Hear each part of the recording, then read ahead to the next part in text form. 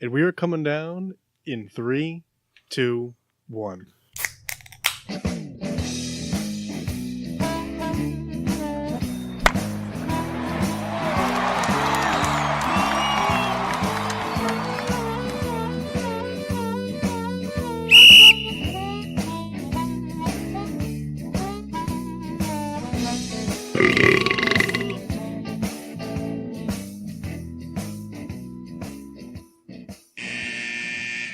Welcome to Getting Sports with Drunk. I'm your hostess, Cupcake the Riddler, and I'm joined by... The Red Baron. Kind of anticlimactic, you know? Yeah. It's been getting smaller and smaller. Yeah. But we are joined here today by a special guest. We have a name for him? Kendall, you have a name? I always was partial to Logue the Big, or Logue, Well, yeah. or Logue Face Killer. Huh? I'm one of the few people who actually like my name, so I just usually stick with Logan. Just Logan? Yeah. So we're here with Logan. Yeah, there you go. He's a member of the throwback to the WECS radio days. Yeah. We hung out at ECSU together, did some Stupid radio things. jazz there. Yeah, stupid things. Yes. We might be having another member of that same crew coming by in a little bit. Who does have a nickname? Who Yes. does have a nickname. Several of them. Yeah, so Logan, thank you for coming today. Yeah, no problem. Can Yeah. you hear me all right? Am I good? Yep. Okay. It's been a trend of the five core guys that started this. It's been dwindled down to 2. Really? Well, not permanently. We just don't know when everyone else is coming back. A lot of hectic schedules, I guess. Yeah, Maxine and Kyle have started coaching like 12-year-olds in baseball, so they don't show up. And Jeff's got an odd work schedule that forces him to work certain Sundays. Well, But he's got to sell those cars. gotta do what you gotta do. I That was expect good. the diss tracks to come soon. Yeah, Oh, no, yeah. really. There's gonna be a Shots radio fired, beef. What's gonna happen is Kendall's gonna drop a diss track, Jeff's gonna respond, then I'm gonna drop a diss track dissing Kendall. Third party, I like it. But I'm gonna diss you. I'm gonna turn, and it's gonna be the 4 of us against you. And then we're gonna start our own radio station, but we're gonna do it like out of like conjoined portalets. Nice. Yeah. Well, at least it'd be comfortable. Right. We're gonna take all the doors off and then glue them together, and then everyone's gonna sit on their own throne. Yeah. That's the plan.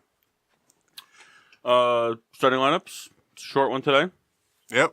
Well, It's the Goose Island theme because I purchased the 15 variety pack. right. That's Well, what we're going with. It works out for only 3 people. yeah. And there's a 4th one, so if he shows up, he's got one. Yeah. Would you care to go first? Yeah. I have the Koi Wolf. I've never had it. You don't know anything about it? Don't know anything about it Didn't whatsoever. read the can ahead of time Nope, to nope, prepare for it. Notes of oak, citrus, and pine. So I'll be looking for those. You know, subtle Nice. notes of citrus Real and nice. pine. And oak, by the way. Subtle notes of that. Logan? Well, I came in with a red eye, so I was getting sports with caffeinated, which is the launch of my new show that is coming out in December. There you go. Much, low key coffee vibe. No, but yeah, I came in with a coffee, and I don't know. I'll probably just sip on this Goose Island redub amber ale. Yeah. So. It's a little early. Yeah, We've gotten used to it, but we've had a few guests that have been like, I'm going to stick with the coffee. I have the Goose Parka Porter. Caramel and sweetness. So are these all new? No, there's the IPAs are in there. Oh. It's the Brewers 15, so it's like beers that like they made. They're like experiments, kind of. They liked them, so they canned them and sent them out. I was very shocked to find this. This doesn't usually come out this way. So that's why I was like, yeah. Got the benefits. Yeah, we'll buy it. It'll last me a couple shows. All We right. can. Jim Yeah. Toast Excellence. I think I know what Logan's is. Well, I think we have the same No, toast. you What? can't. You can't do that. Why? All right, well, fine. Then I will let him. Logan's the take... guest. He gets to claim it. You That's can come fine. up with a different one. That's fine. All right. Well, then mine will be The throwback jerseys. always throwback jerseys. Mine will be then to Jose Reyes and David Wright playing together one last time. That's the same That's thing. stupid. No, pick a different one. What? That's terrible. No. And now, not only did you still fuck it up, but then you stole the thunder from Logan's. So now everyone pretty much knows what Logan's is. You buried the lead. So Logan, why don't you go ahead and go first? Sure. Well, yeah, it's the David Wright. I wouldn't even bring up Jose Reyes. I mean, I'm glad he was there, but with his sparkling 180 batting average that he's been playing all season, the Mets have somehow kept him around. But yeah, I actually was there last night. I jumped on the tickets really quick. I got it for $6, and then I for some reason bought 3. So I flipped the last one for $80. So that was a pretty good. Nice. I'm a ticket broker now. Yeah. So it was a great. I mean, it was awesome. It was awesome saying goodbye to David. But after he left the game, obviously he proceeded to be 8 innings of pretty brutal baseball because nobody was scoring, and it was pretty rough. But he only played 1 inning. he played. I think they took him out after the 5th. 5th, yeah. The 5th sounds about right. Yeah. So he had 2 at bats. He walked, shockingly, and then he flew out. He popped out to the first baseman, who proceeded to get booed all game. Yeah. But they interviewed him after the game. They said the guy liked it. But yeah, it was a good time. He had a speech after the game, so it was good to say goodbye to the captain. So Yeah. it's time. Yeah. Admittedly, after Poor injury guy. yeah, when they took him out, I turned it off. Yeah. I was kind of bummed too. I don't blame you. Yeah. He has spinal stenosis, which Sheamus also has spinal stenosis. Oh, Rita, you hear that? Any chance wrestling is mentioned, she perks right up. Yeah. But it was fun, Do you anticipate pinch hit today? Or nah? I guess they could. I mean, I don't see why not. It could be a real middle finger to everybody that bought tickets Yeah, last night. I think Especially so. if he hits like a home run or something. Yeah, because he really didn't do anything like dramatic. And like people in the stands are complaining, like, "Whoa, what if he gets a walk off?" It's just like you don't like set things up for the walk off. You're still planning to win the game. Yeah, it's not a movie. Yeah. I don't know. So not everybody can have Derek Jeter's final game. Right. The magic that is. The magic that is the Yankees. Yeah. So, Undefeated on Yankees Classics, by yeah, the way. yeah. I don't think the Mets have the same luxury of being undefeated on Mets Classics. What's nice about Mets Classics is they play just good games. Like, it's not like, oh, the Mets had to blow out a team 40 runs. They're just good games, and I watched them lose. Yeah. Well, I mean, the Yankees always play that Luis Castillo drop pop-up game. They love that. Yeah. As many times as they can squeeze it in a week, Yeah, I don't know. But yeah, that's my toast. Whatever this toast is, but yes, that's my toast. Well, basically, the toast is just something memorable in the week for So sports. something that makes you happy, and then we crack open the beers and have a sip to it. Okay. Paul, what is yours? No, Kendall's going next. You've had plenty of time. Yeah, to think about I was banking on David Wright. All right. Why would you bank on David Wright, knowing Logan was going to Well, be because on the show, being on the show, going to the game? I was hoping Logan we could has been share to more this Mets moment games together.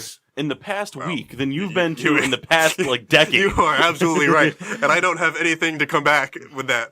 All right, well, I guess my toast to excellence will be then, if I can just stall for a little bit more time my here. goodness, Kendall. You think of these things all week. You I come up know. with the most asinine ones. All right, well, mine will go out to the Steelers looking to trade Le'Veon Bell, and hopefully we get a second rounder and a starting defense piece. No offensive pieces. So hopefully management do what's right. And help my fantasy team. Yeah, mine too. God. Mine's John Franklin Myers, defensive end for the Los Angeles Rams. He's just a 4th-round pick. He's a rookie. He was a 4th-round pick, but he got a strip sack on Kirk Cousins on Thursday Night Football, which was a really good game. Blowout all over the place. Pretty much every receiver that you could have played in fantasy from that game scored like 30 points. Which bodes well for me in my work fantasy league because I have Cooks and Thielen. But no, I thought it was pretty cool. I was listening to some stuff on the NFL Network radio on Friday. And it turns out the high school that he went to, his entire 4 years playing there, his team record was 0-40. Wow. And now he's getting strip sacks on Thursday Night Football. Well, the Rams are loaded, so Yeah, but 0-40. yeah, That's amazing. Like, you just 0-40. You didn't think anybody would go to the NFL from a team like that. I mean, every bad team has a shining star. I mean, there was always somebody that stood out on Cleveland's terrible teams. It was T.J. Ward for the longest time, and it started to be Josh Gordon. Joe Thomas was always the guy. The greatest offensive lineman of all time. I don't know, Columbus. Well, yeah, he is a different side of the hall where they'll hang his accolades. Who has the most pancake blocks? I think we'd have to on Madden, to find out that info. Madden. I don't even think Pro Football Focus could help us on that one. Yeah, so toast of excellence. Toast of excellence. Crack 'em.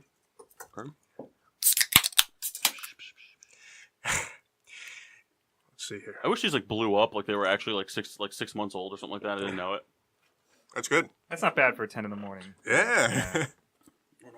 I was on the Metro North at like 4 in the morning, so.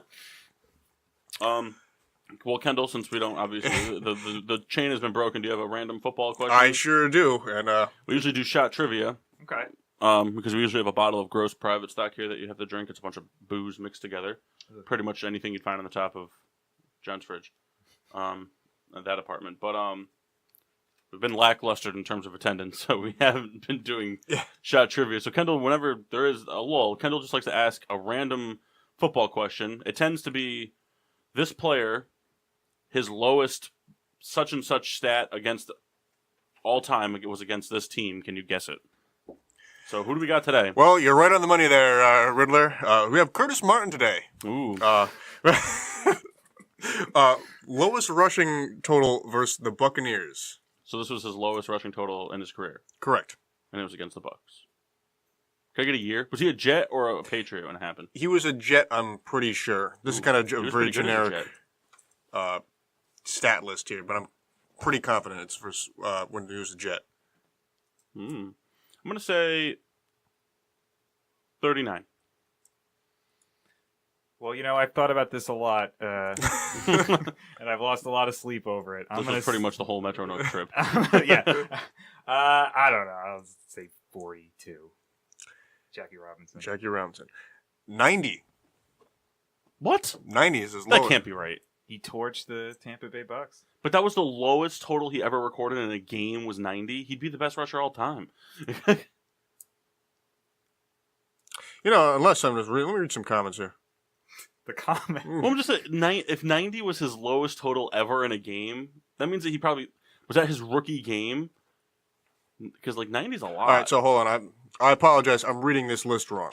Oh, boy. Yeah, I think it's cumulative yards versus a team. Is what this is. So he only had Wait a 90 minute. against the Bucs. That can't be right. Well, Kendall's fucking this up. So No, I'm pretty sure. basically, what I'm gathering is when you supply the guests for the show, you botch the show.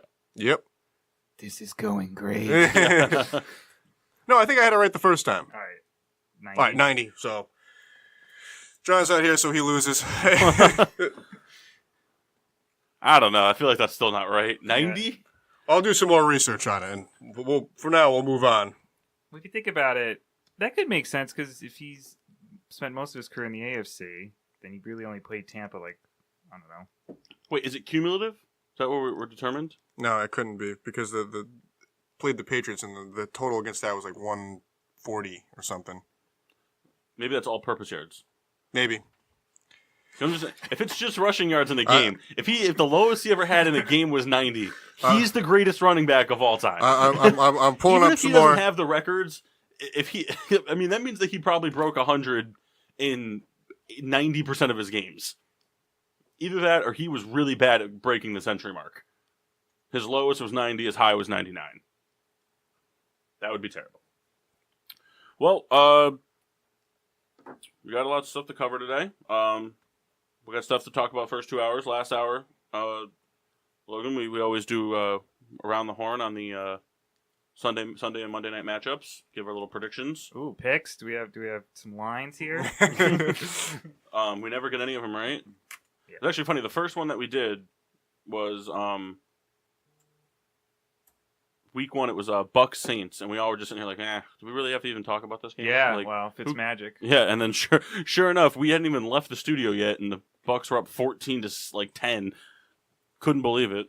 Different story for the Steelers in that game, though. You tied the Browns. You tied the Browns week 1. Yep. They play us well. No arguing that. Over 5 or 6 years, they have slowly closed the window of defeat. I think you're going to tie them for probably the next 3 or 4 years. And then they're going to slowly, over the next decade after that, go from beating you by 2 points to beating you by 4 touchdowns. I could talk about the Steelers until I'm, blue in the face. Yeah. It just, what it comes down to is the defense, they can't tackle. It's embarrassing. What's wrong? Just the arm tackling. I feel like Dennis Green. Titty tackling. Yeah, They are who we wrap a guy up. They always go for the big hit. That's what you gotta do. Want to lay a guy out, they miss. Well, let's we'll start with sad Souls isn't here. It's one of his topics of choice, but baseball season. Oh, absolutely. It's over. Well, Almost. It's essentially over. Well, the AL is all set, but today you got at 3 o'clock after you're done with your 1 o'clock wave, or almost done with your 1 o'clock wave. You'll be in the second half at the 1 o'clock football wave. We still have Cubs and Brewers can be decided, right? Well, okay, so there's 4 berths clinched. So the Cubs clinched, Brewers clinched, Dodgers clinched, Rockies clinched. So today, depending what happens, you can have a scenario that if their records are tied and there's no division winner, then you have 2 tiebreaker games tomorrow. Right. Which can be, I mean, this isn't going to be like 2011 where people are getting eliminated. Like they do have berths, but they can tie, and then again you have 2 tiebreaker games tomorrow. So these tiebreaker games would be for the divisions. Yes. So we already have our Central and our West division pretty much wrapped up. It's just a matter of who takes it. Yeah. And then the other 2 are our wild cards. So we just have the East has to be determined who makes it. Atlanta's going. Oh, they did make it. Yeah, Atlanta's going. Yeah, so we've got the picture. We've got the 5 teams. It's just a matter of who's playing what games. Right. And then if it's tied, then you got a tiebreaker scenario too, which would be played at 1 o'clock tomorrow, and then 4 if there's 2 tiebreaker games, which would be awesome. It would be epic. That's what I'm rooting for. You got the Rockies facing the Nationals today. Scherzer was gonna start because Scherzer wanted to pitch if it was gonna mean something, but they scratched him anyways. Milwaukee's facing Detroit, and then you got the Dodgers playing. Cubs have the Cardinals. Cubs have the Cardinals, so the Cubs will come in. The Cardinals will come in pumped up because they want to, force them to go play that 1-game wild card. Yeah. And then the Dodgers are facing the Giants, who also will be pumped up because they hate each other. So they'll try to force the Dodgers to play in that. So we would need the Dodgers and the Brewers to win, and the Cubs and the Rockies to lose to have 2 wild card games. Well, as long it doesn't. I mean, whatever. If the Rockies and the Dodgers win, they'd be tied, and they'd play that game. If they both lose, they'd be tied. Yeah, they're tied right now. Oh, okay. The Cubs have a 1-game lead, though, right? No, they're tied. Are they tied? Yeah, because the Cubs lost last night. Yes. I missed that. And the Brewers won because Yelich hit the go-ahead home run, and then the Brewers bullpen cleaned up. So we just want all 4 teams to either win or lose. Yeah. Whatever the first one does, the rest need to follow suit. Yeah. So that would be the first time this ever happened, right? Yeah, I don't think there's ever been 2. Hey, what up, everybody? Exciting stuff. Now joined by with McDonald's in hand. Yeah, I eating here. Yeah, cool. Please. In fact, on the board if you can. The station manager would really enjoy that. Yeah, so Chicago and Milwaukee are 94 and 67 tied, and then Colorado and LA are 90 and 71 tied. So, again, it could be. And then if it's a tiebreaker game for the Central, it'll be played in Wrigley. If it's tiebreaker game, Colorado and LA, it'll be played in LA. So,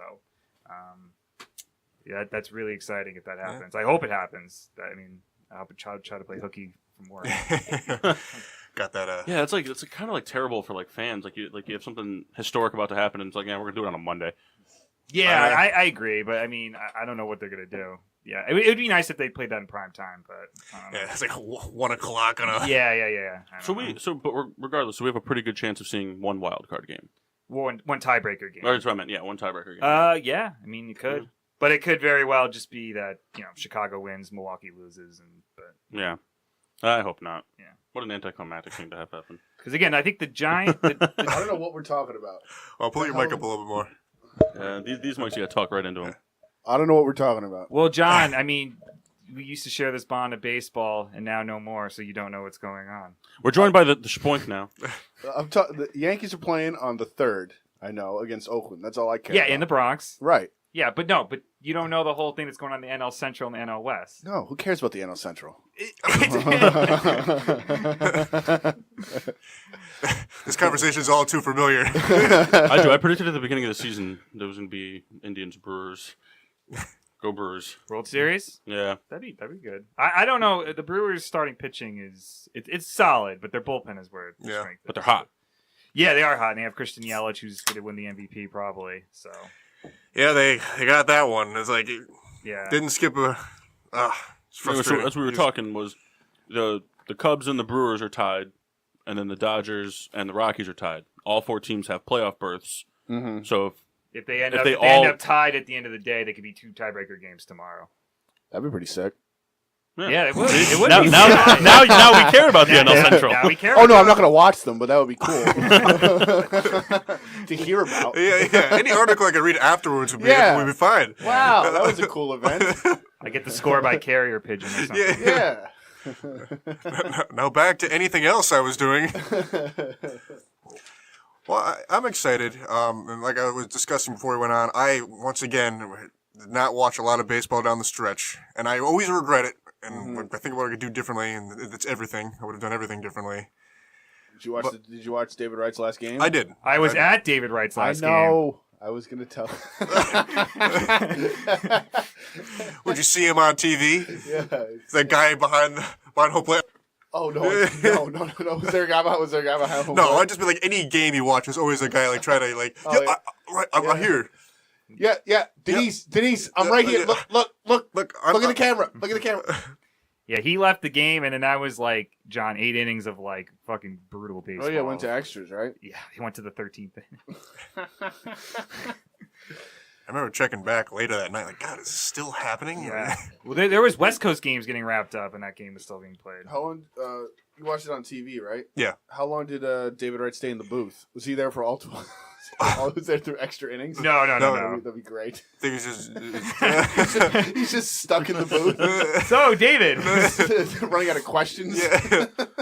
So, how's your mom doing? I think up top we'll talk more baseball, but I don't. Spunk doesn't have a toast of excellence ready. I have one that I think Kendall will like. You know who's calling the Jets game today? No. Jeff Fisher. Jeff Fisher? He's going to be in the booth calling the game today. Mr. 9-7. I didn't realize. Tied for worst coaching record of all time. I didn't realize he was He's the Titans doing guy. broadcasting. I don't think he is doing it regularly, but I was listening. He was on. They were talking about like the roughing the passer rules and stuff like that. Ever since I've gotten the new work van that comes with a year of free Sirius XM, there's a lot of NFL Network going on. Just a lot. Jeff Fisher sitting on his couch eating bugles. Like they call him up, like, Jeff, what are you doing on Sunday? I was really hoping you were going to say Joe Namath. Oh my God, Drunk Joe Namath. That would be the greatest. Come on, John. Bring up that story on Monday Night Football. That was the Super Bowl that we did like stadium seating at John's house, right? When it was Broncos Seahawks, and he was out there just fucking plastered doing the coin toss. Worst Super Bowl in his of fur our coat. era. Oh, it's the best. No, I just want to kiss you. I don't care who you know. I just want to kiss him. So, what do you got for who's the sleeper for you for World Series? Like, well, who's the team that people are probably going to count out, whether it's wild card or division? Well, I don't know if they're counting them out, but I think a lot of people are sleeping on Cleveland just because they didn't have to do anything all year because their division stinks. So they just kind of like coasted. I think the Red Sox are a little more vulnerable than people think. Chris Sale with his injuries. Chris Sale looked terrible the other day. Yeah, I mean, his velocity was down, so that's a cause of concern. Their bullpen is not exactly great. You know, you're throwing Stephen Wright to the world out there. Stephen Wright gave up a home run against John Carl Stanton yesterday. I don't know if you saw it, and then that fan threw the ball. Yeah, like, hit him. Like John Carl Stanton in the ass. But, Tell you what, though, he got it on a one hop. I mean, I know you're really high It's a up. solid arm. it was a good arm. I know you're high up, so you have that extra distance to go because you're so high, but pretty good arm. I hope he's not like banned for life now because he can't really throw shit on the I field. hope not. Yeah. Well, you can throw the balls back. That's what my dad said when he saw the clip. He's just like, I hope they threw him out of the stadium. I'm like, what? Why? I mean, he did hit somebody. So what? Well, It was great. I know you can't throw stuff on the field, but like people throw the balls back all the time. Well, and Wrigley, Yeah, and they usually just Wrigley, go you 10 do feet it. in front of the wall. But He's like I just know in terrible, City awful. Field That guy that people hit do the guy. it. He's running I'm second not going to base. scream over John. What? You won't win that matchup. I'm not going to scream over John. No, but in City Field, if you throw the ball on the field, the PA announcer gets on the. It's like, don't throw objects on the field. You know what I would not do? I would not. I would imagine. I would not get a seat by like the the overhang, the railing, like where you could reach over and get the ball. Because you see the other day, the Cubs, they clinched the playoff berth. And then it was almost Steve Bartman part 2 because that guy reached over and then like Anthony Rizzo couldn't catch the ball. Yeah, obviously much lower stakes, but I mean, yeah, I give me the hell away from the ball. I don't it's wanna like give up human the ball. nature too to want to. Yeah, of course, yeah. Yeah, I guarantee there's people that are just like, before they sit in that chair, they're just like, if a ball comes over here, I'm not going to touch it. And then as soon as the ball goes, they're pushing kids out of the way. Like Steve Bartman is still on like a witness protection program. Yeah, mean, God, what a sad story. I know, and then the Marlins, like, their 20 fans kept sending gifts to him, and he just like donated to charity. Like, God, this is so sad. Well, there's like a little mall in the John Hancock Building in Chicago, because the Cubs paid like some absorbent amount of money to get that ball back, and it's like on display. I showed you pictures of it. Yeah. It's on display in this. They have like a little sports museum in the John Hancock Building with all these different sports memorabilia from around, all this stuff, and they have on this pedestal, like this golden pedestal right in the front, with these lights shining down at this ball, and it's just been shredded to pieces. Like they're just like, we don't want to remember this. I was like, so why'd you put it on display? I don't know. It's like the first thing you see when you walk in. You don't see Michael Jordan's jersey. You don't see Walter Payton's cleats. You don't see Gale Sayers stuff. You don't see anything from the Cubs or the White Sox history. Here's this ball that ruined a decade of winning for a franchise. That guy's gotta be so happy that the Cubs win. I think they invite. I think they tried. Finally, no more death threats. Yeah, I think they tried to invite him back, but he still said no. Yeah. Well, why would I you would want to too, go back? like, then? No, I wouldn't want to go back. You fucking ruined my life. Like, see what he's doing is he's just sitting on the couch quietly waiting. He's waiting for all these prospects to come through so we can go do it against the White Sox and just really ruin a whole city. Oh man, could you imagine doing it twice for two different teams? He missed his window in 05, so he's trying to wait for the White Sox to come back. He's like, I'm gonna do it. I'm gonna get him. I'd be curious if anywhere like they name like sandwiches or anything after him, or the Steve Bartman. yeah, the barman just It's They just probably like- named like toilets after him or something. Like, there's like something awful in like all these bars. There's like a deli outside of Wrigley's. Yeah, I gotta go take a Bartman. I'll be right back. Yeah. I would imagine the Steve Bartman being tuna with a lot of mayo or something. Like, just like an awful Heavy sandwich. mayo and as much onion as you can get. Nah, it's definitely salami and egg salad. Oh man. some sort of challenge that no one wants to eat. It's like, oh, this guy wants the Bartman. All right. The clip says, even Guy Fieri refused. The food challenge guy won't eat the sandwich that's soaked in scotch for 48 hours. Gunda would try that, though. It would deteriorate. It wouldn't be anything. I'm an adventurous guy. I feel bad for that White Sox 2005 win because everyone like forgets about it. Like, I don't know. Ball doesn't forget about one that. specific guy. Yeah. Chad Qualls. Chad Qualls. That was the greatest moment for me as a young lad watching your favorite player hit a grand slam in the World Series. You'll always remember Chad Qualls if you're that kid. I'll remember Chad Qualls. That was a fun team, though. I mean, Yeah, it was. Jermaine Dye, my boy. I think they were Jim Thome. out of first place for like a week. The first week of the season. Then after that, they went into first place, and then they never looked back. It was a lot of fun. I mean, if that's the only thing I get to be excited about for White Sox baseball for my entire life. Good enough. Wish I could remember more about that Astros team. I don't know. All I know is Kyle owes me. Was it the 6 one shots. with the what's his name? The guy who went to the Mets, Carlo. What was his name? Oh, John, put your mic up a little more. Sorry. Where- What am I supposed to talk into? Like this part? Yes. Yeah, just Okay. But if you want, you can put it to the radio. That way, you're Phone down. a mobile guy. Are my levels all right? Yeah, you're good. You're good. How are my levels? Your headphones might be quiet. I feel very low Am I potted here. up? There we go. I think I just like screamed into them. Like I got like feedback. You know what to do? We'll have to organize a show. We'll just kick all the other regulars off. We should do a WECS reunion for a 3-hour segment. Yeah. Well, we're pretty much here. We'll get Carmine in here. We'll invite Jay-Z down, not the hip hop artist, but our Oh, you mean Troy Aikman? Have you seen that photo? Yeah. He looks like Jay-Z. Yeah. There's like first of all, he got fat, but he looks just like he looks like a bleached Jay-Z. Jay-Z or Troy Aikman? Both. Oh. There's a pretty funny clip of Aikman. It's just like a bunch of stills making really grotesque faces, and it's just like him kind of like stuttering and it's like, well, you wanna what I found with hilarious. Go search that. Go YouTube that.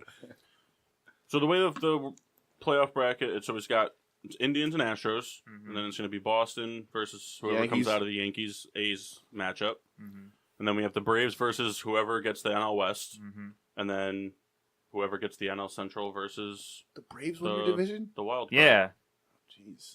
And the Phillies died. What happened Yeah, to the big Nationals? time. What Do you happened to the ready for this? Nationals? Do you I've ready been for this? watching. Do you remember how bad the Mets were playing? You know how bad the Mets were playing? I'm pretty sure yeah. they're like almost tied with the Phillies, right? Yeah. Phillies crap the The bed. Phillies shit the bed hard. They were winning the division for like months. Yeah. And then they just shit the bed. Which I enjoyed immensely. After all the baseball I watched. Well, the Mets actually played all right in the second half. Yeah, I mean, if you guys could just play like the first couple months of the season, the whole season. Yeah. Like if June didn't exist, like if there was 11 months. I am so sick of seeing that. I know. It's beat to death, but I agree with the sentiment. Well, Kyle owes me their 6 June shots. record was like 5-20, like something really ridiculous. Like, oh, if June just didn't exist, they'd be in the playoffs. I'm like, go fuck yourself. I remember the guy who says that often. So it's kind of like in my head. See, like, I wish that was like a bigger thing for like football, where like it really counts. Like, oh god, if October didn't exist, where they went 0-4, like great, they'd still be 8-4. Yeah. What do you think of what's his name? DeGrom. Is he gonna win Cy Young? He's gonna win the Cy Young. Yes. I'm wearing a DeGrom hot take. I'm wearing a DeGrom jersey right now. It's a hot take. I think that's just. Is there anyone else close? Again, not paying attention. Well, I don't have Yes, so I can't watch any baseball. So I get yeah. Well, go on MLBstreams.reddit. You'll find it. I can't. Well, do you have a my dad panics. He thinks the IRS. the FBI is going to come and knock down our door if I download one thing illegally. Yeah. No, I mean, listen, I understand that our audience, this is a very old school audience listening, so they might not know, like, wins and losses for pitch. I'm just making it up. Wins and losses for pitchers. No, we do have a very old audience. They don't fucking matter. Like, what audience? Who he's been the best pitcher in baseball. A lot of Swedish people. So. We have a lot of Swedish listeners. German, too. Well, like your fish. I'd like to give an anecdote, if that's okay. I think DeGrom's a lock-in. Yes. I don't think it's a hot take. I think he's going to get it. His ERA is under 2, right? Yeah, it's 1.71. Yeah. You can make the case he can win the MVP if you look at WAR. He's the highest WAR in the National League, but I don't know. I think it's going to go to Yelich for the MVP. I think it's hard to give him the MVP just because like how much like the Mets didn't make the playoffs, so without him they still just wouldn't make the playoffs. I think MVP is best player. That's how I look at it. There are people that vote like that though. That think it's if the team's not going to the playoffs, it shouldn't. You know, he would be valuable on some right. other Like team. I don't think it's. I don't like the best player aspect because then a lot of times like people get like if you look at basketball like it goes to the best player, but it doesn't go to the most valuable player to the team. Yeah, like LeBron should win the MVP every year, but you know. That's the Kermit meme, but that's none of my business, you know. Yeah. But so I have a quick anecdote. So, you remember back in April, I got the job at Breskin Barton doing the liquor and wine wholesaling. You work at Breskin? I work with the guy that owns John's Package Store. Oh. Look at Brett. Calkins. I was just about to ask that. You know Brett. They shut their own podcast. Liquor talk. The best part is during my interview, he was asking, "Oh, you went to Eastern?" I was like, "Yeah." He goes, "Did you ever go to what is it, Elm? Elm? Yeah. Did you ever go to Elm Package?" And I was like, "Yeah." He goes, "You ever underage buy at my store?" I was like, "Probably." But he was like, "I was like, do you know John Stepinski?" He goes, "Yeah." I was like, "Yeah, that's one of my good friends from Eastern." He goes, "We're gonna call him right now." And I was like, "Oh, okay." So he calls the store looking for you, and you weren't working that day. So then he called your cell phone like 3 times. I'm just sitting in there in like a shirt and tie, just hoping I'm getting the job, and I'm like, this could go downhill real quick. Meanwhile, John's phone's behind the toilet. You're underage? Brett's a weird guy. Yeah, he's a very he's like real like stone face, like real like. I need to urinate. Where's the bathroom? Jesus, I'll probably use the technical term. I need to use a laboratory. Left. Okay. Well, if you go to the right, there's a bathroom too, Right. Or you can just go on Kendall. Yeah, either way. Yeah, but Brett's a weird guy. Like I can't. He's one of the few people I can't like put my finger on like what he's about because he's a very like stone faced like dry person. Baldman. But then he'll just be like he'll randomly like when he has to come and he'll work in the store like on a rare occasion he'll come to the store he'll just be like yeah I'm kind of bored. What do you think like $10 there's not 8 or above that comes in this store. I'm like, what? He's like, yeah, if an 8 and above comes in the store, I'll pay you $10. I'm saying there's no chance. Not in Willimantic. I'm like, all right. I mean, I remember seeing quite a few 10s at Eastern. Yeah, I'm like, this is better than just not regular job. Guy's just like looking to gamble, I guess. You know. Yeah. Let's just make it a little interesting. That's where Kendall found two of his biggest loves: the Jose Abreu wine and the ice spritz. Oh, the ice spritz. Ice spritz. I should have bought He that asked case. me Man. every other month, hey, would you be able to look in the Bev Journal to see if you can find some ice spritz? And I'm like, it doesn't exist anymore. There are cases It's somewhere. gone. There are It's awful. There are and cases. it's gone. If I had the chance to do it all again, I'd buy them all and I'd throw like champagne parties. How many? You bought a case, right? No, he bought like 3 bottles. I bought a couple. You kept saying you were going to buy a case. I That's what it blew was. The best part I was blew he it. kept them under his bed, and like one night he just opened one up and just slammed the bottle like on a regular school night. I think He had work at the library at like 8 a.m. and he's like, "Yeah, I'm just gonna drink this. It's only 4%." I'm like, "Yeah, but 4% times the whole It was bottle." only 4. It was really awful. It was terrible. It was horrendous. It was but sparkling Tang. if I could do it all again, absolutely. If you want to come get some of the new deals up at Elm Discount Package Store, we have 4 packs of purple Four Loko Are you being sponsored? for $2. 4 packs? 4 packs of 16-ounce Four Lokos. For $2. Yeah. Yikes! How does what? They're begging you to do the challenge. Yeah, it's causing waves on the streets. That's So- insane. So, Spoink, are the Yankees going to beat the Athletics? Oh, of course they are. Hands down? Yeah. Would you care to elaborate? Well, the Yankees just clinched home field for that game, so you know what that means. Bad news for the Athletics.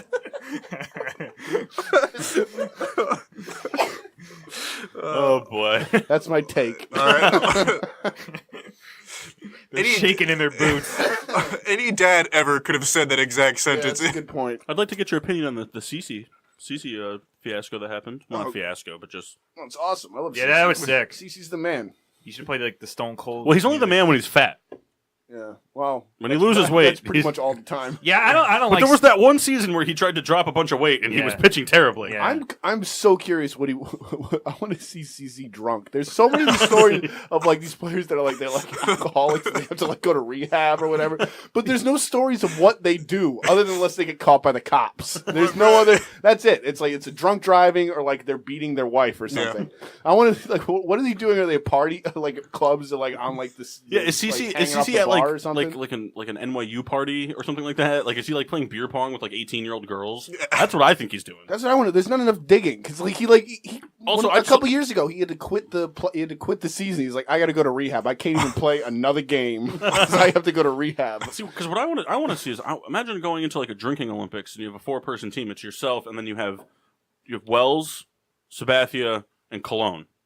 That's what I want to see. That anybody at this table. Did you see that Cologne is doing like Kingsford charcoal commercials now? It's like What? it's like him. It's ridiculous. It's like his workout thing. He like throws like He's just carrying a giant hog on his shoulder. Like, He doing is the squats. MLB's like just gem. Is it better than is it worse than Frank Thomas's commercials? Oh, The Nugenics ones? Oh, those are great. He's like in a gym. And the ladies love it. He throws a towel over his shoulder. Those are awesome. I love those commercials. People come up to me in the gym like, who does that? Hold on. I mean, if I was at the gym and Frank Thomas was there, I'd go up to him. I'd just be like, "Hey, what you benching? Can I have your autograph? Here's my penis." That's exactly how it would go. I'm not benching. You know, I stand by this. At the Planet Fitness in Milford, I saw Kane there. Oh yeah, I remember Yeah. telling me that. Yeah, I stand by that. You go to the gym? You mean Mayor Jacobs? Yeah, Mayor Jacobs, yes. Did you know that Kane is a mayor now in Tennessee? He doesn't Oh. know wrestling. You know, I thought he John watched, McCain's dead. I thought he watched like old school wrestling. No, I watched like that one where like the guy threw the guy off the top and he fell in tacks or something. Yeah, that's Mankind. Whatever that yeah, is. yeah. I think we made him watch that Halloween Havoc that one time with the Oh, the Hulk electric- Hogan versus the Ultimate Yeah, Warrior. was that the electric chair We one got, too? we got like 20 minutes before we go to break. We'll talk some WWE because I'd like to get Logan's take Well, on much like Kendall, I have not been watching. No, but I'm sure you've been up to speed on some of the stuff that's been happening. Yeah. So, how do you feel about the WWE? You know, they're known for not letting think my pits people are actually just retire and go away. So, like, how do you feel about this? You know, Undertaker, Triple H, Hell in the Cell they're going to throw in everyone's face. Well, Also, how do you feel about these just all of a sudden international huge pay-per-views they're doing? the Saudi thing is ridiculous because the Saudi Arabia Yeah, they commits did like a 4-hour show in Australia, and they're doing one in like in Melbourne. They're doing one in Saudi Arabia. Like they're just doing ones. Are they bringing back the Iron Sheik?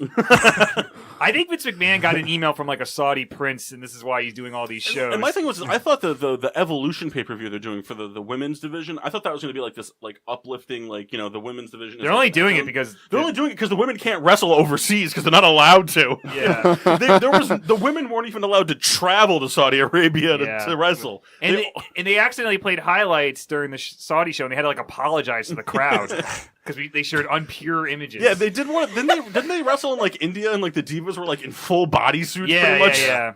It's so ridiculous. And they come out in mascot it's suits. bizarre because this is all a distraction from Vince redoing the XFL. That's what it is. Yeah, no, Vince is like, if I he is doing that. Yeah, he is. If I keep doing this, people aren't gonna shit on the XFL until it happens. You think it's gonna work? No. they're bringing back another football, the United Football League or something. Yeah. Am I excited for it? Yes, but for all the wrong reasons. Like, you want it to tank. Like he's hoping that like game 1 is Lesnar versus Goldberg. Yeah. No, the Saudi thing is weird. I mean, this isn't a political show, but I mean, you know, we can get into it. Let's get political. Come on. No, POTUS. They Saudi Arabia commits like all these human rights violations, but it's like a commercial for Saudi Arabia. It's very bizarre. Yeah. It's very surreal watching it. And I get it. You know, it's live for them, but it's they have like these weird commercials, like Saudi women can drive now, and it's I'm like, yikes. That's so good. Well, the first Saudi show too, it was like on a Friday during the middle of the day. Yeah. So for the audience, all right, God, she's dying to get in on this. Rita, you're live. I watched it at work. Yeah, well, she was supposed to be teaching the youth of our future. But it's just like, oh, I have to take a day off from work now to watch a wrestling pay-per-view. It's like, well, the Australia one is like starts at 4 a.m. Eastern time. That's perfect time. Yeah. Well, I can't think of a better thing I'd rather do than start like a Johnny Walker like drinking game for WWE and then just go about the rest of my day. Well, I can have a cup of coffee, watch the Undertaker Triple H match. You know. Why would you have a cup of coffee when you could be drinking scotch?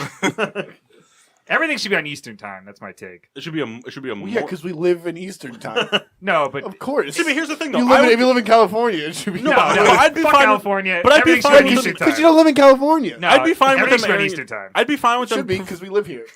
I'd be fine with them airing it at Pacific time versus Saudi Arabia time. That's true. They don't even have clocks over there. I mean, women just started being able to drive. You think they have clocks? Yeah. reckless abandon there. Women just have to memorize the time by the position of Everyone the sun. has wrist sundials, like in the Flintstones.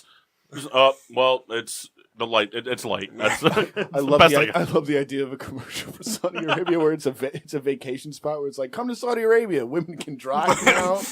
Women are allowed to show their ankles. As much sand as you get. Who needs Pornhub when you have women's ankles?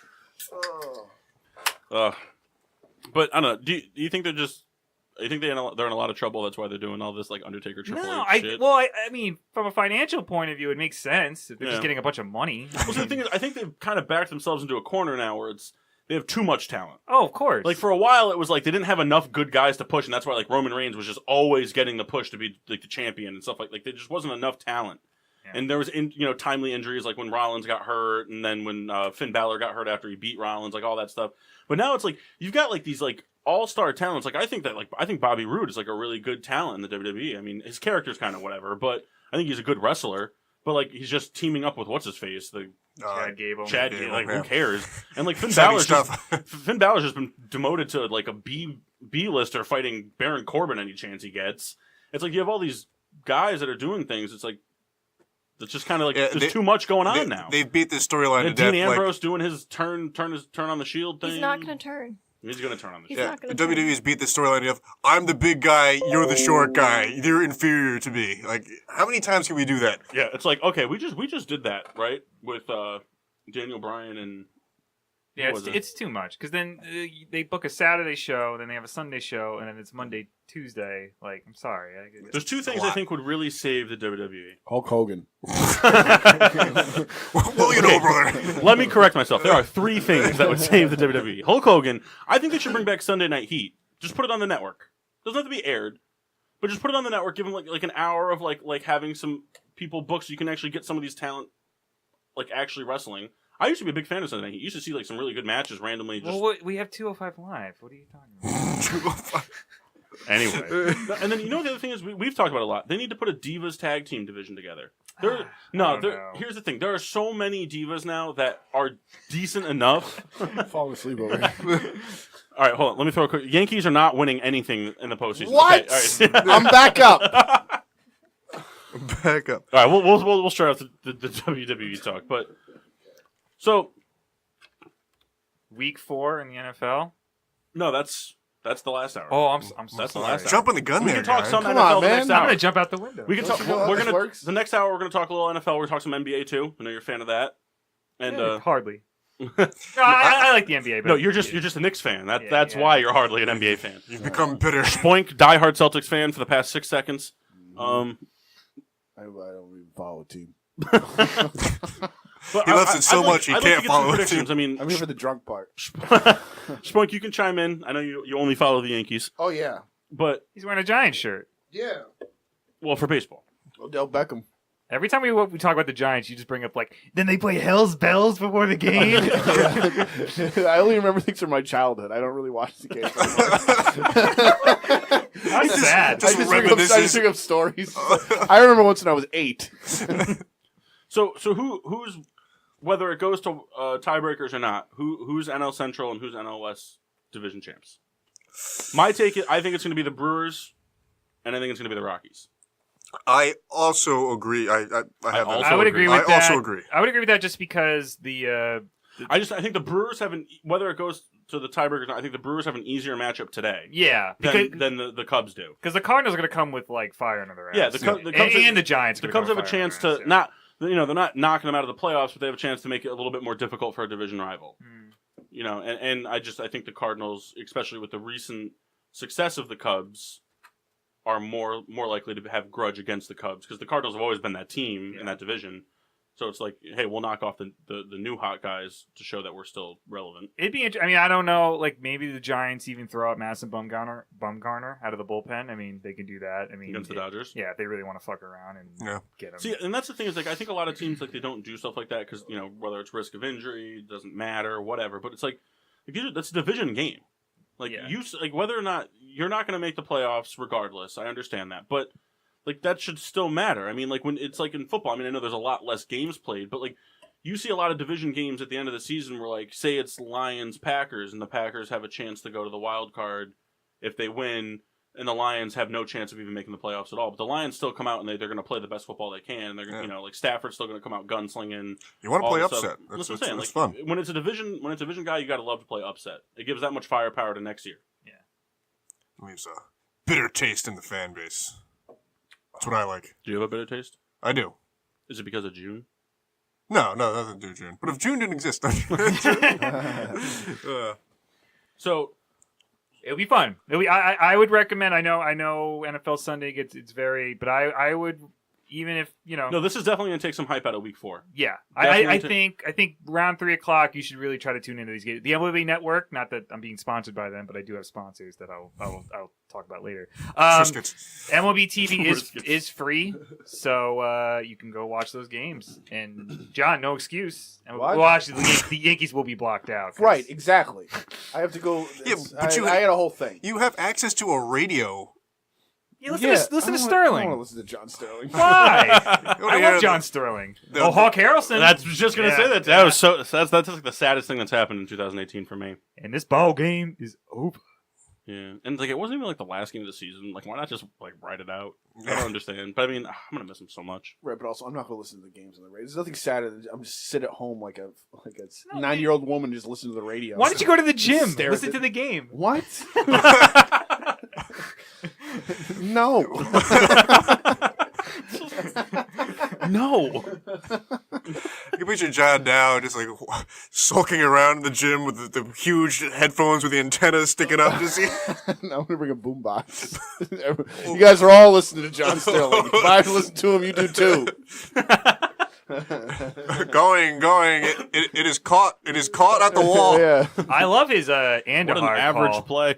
What's Andahar? I don't know. Andahar is what does he say? It's like God damn it, I forgot. But he at the end of it he Must be says good. he says getting Mickey with it. Just get chills on his I spine. hate the John Carlos call makes me really unhappy. Yeah. It makes me no si po so parlo, whatever the hell it is. It makes me unhappy. I hated Robinson Cano, don't you know? Don't you know? I hated that. It's The awful. Neil Walker one is like, Neil Walker, the home run caulker. What? So this guy is because I mean I obviously don't listen to a lot of Yankees games, but so this guy just kind of sounds like the Walt Frazier of MLB. Have you ever listened to Walt Frazier? Yeah, oh yeah, I love Walt. But that's what he does. Yeah. He's just like the diamond and chiming. Yeah. Like he just like that's his whole thing. He literally has like a whole prompter full of rhymes. Swishing and dishing. Yeah, that's just all he does. Like any person he's talking about, he'll like throw out like 6 rhymes. Well, he makes about that guy. he makes a home run call for every player. That's why, like, as much as For every player. Yeah. Like if a pitcher would hit a home run in an you'd have to NL think of game. something. Yeah. No, he would. I'm sure he has one. Yeah. He has one written Just down. notebooks and Yeah. notebooks. Yeah. That's why if I was an MLB player, I'd want to play for the Yankees at least 1 year just to see what my home run call would be. Another hot. This is why you're not John Sterling.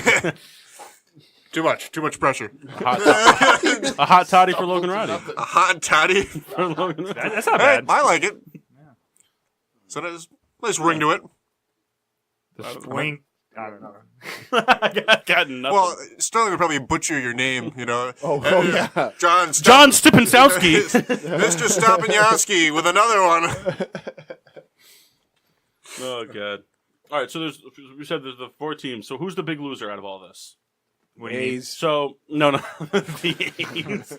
So I mean, regardless of what happens, Who has the most to lose, you mean? Or? Well, so regardless of what happens, 2 teams go to the divisional round, and 2 teams play in the wild card. yes. But one of those wild card teams is still going to make it to the divisional round. So who's the team that's not going to make it out of the wild card round?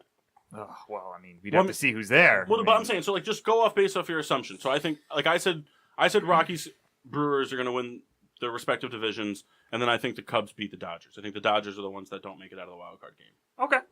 Yeah, and then you know And what? then I think it's Cubs Brewers for the divisional series. Yeah, and then they're going to be that's going to be an issue in LA because you know that's I don't know. Dave Roberts has his contract pending. I don't know if they'll renew it or not if that happens. So we'll see what happens.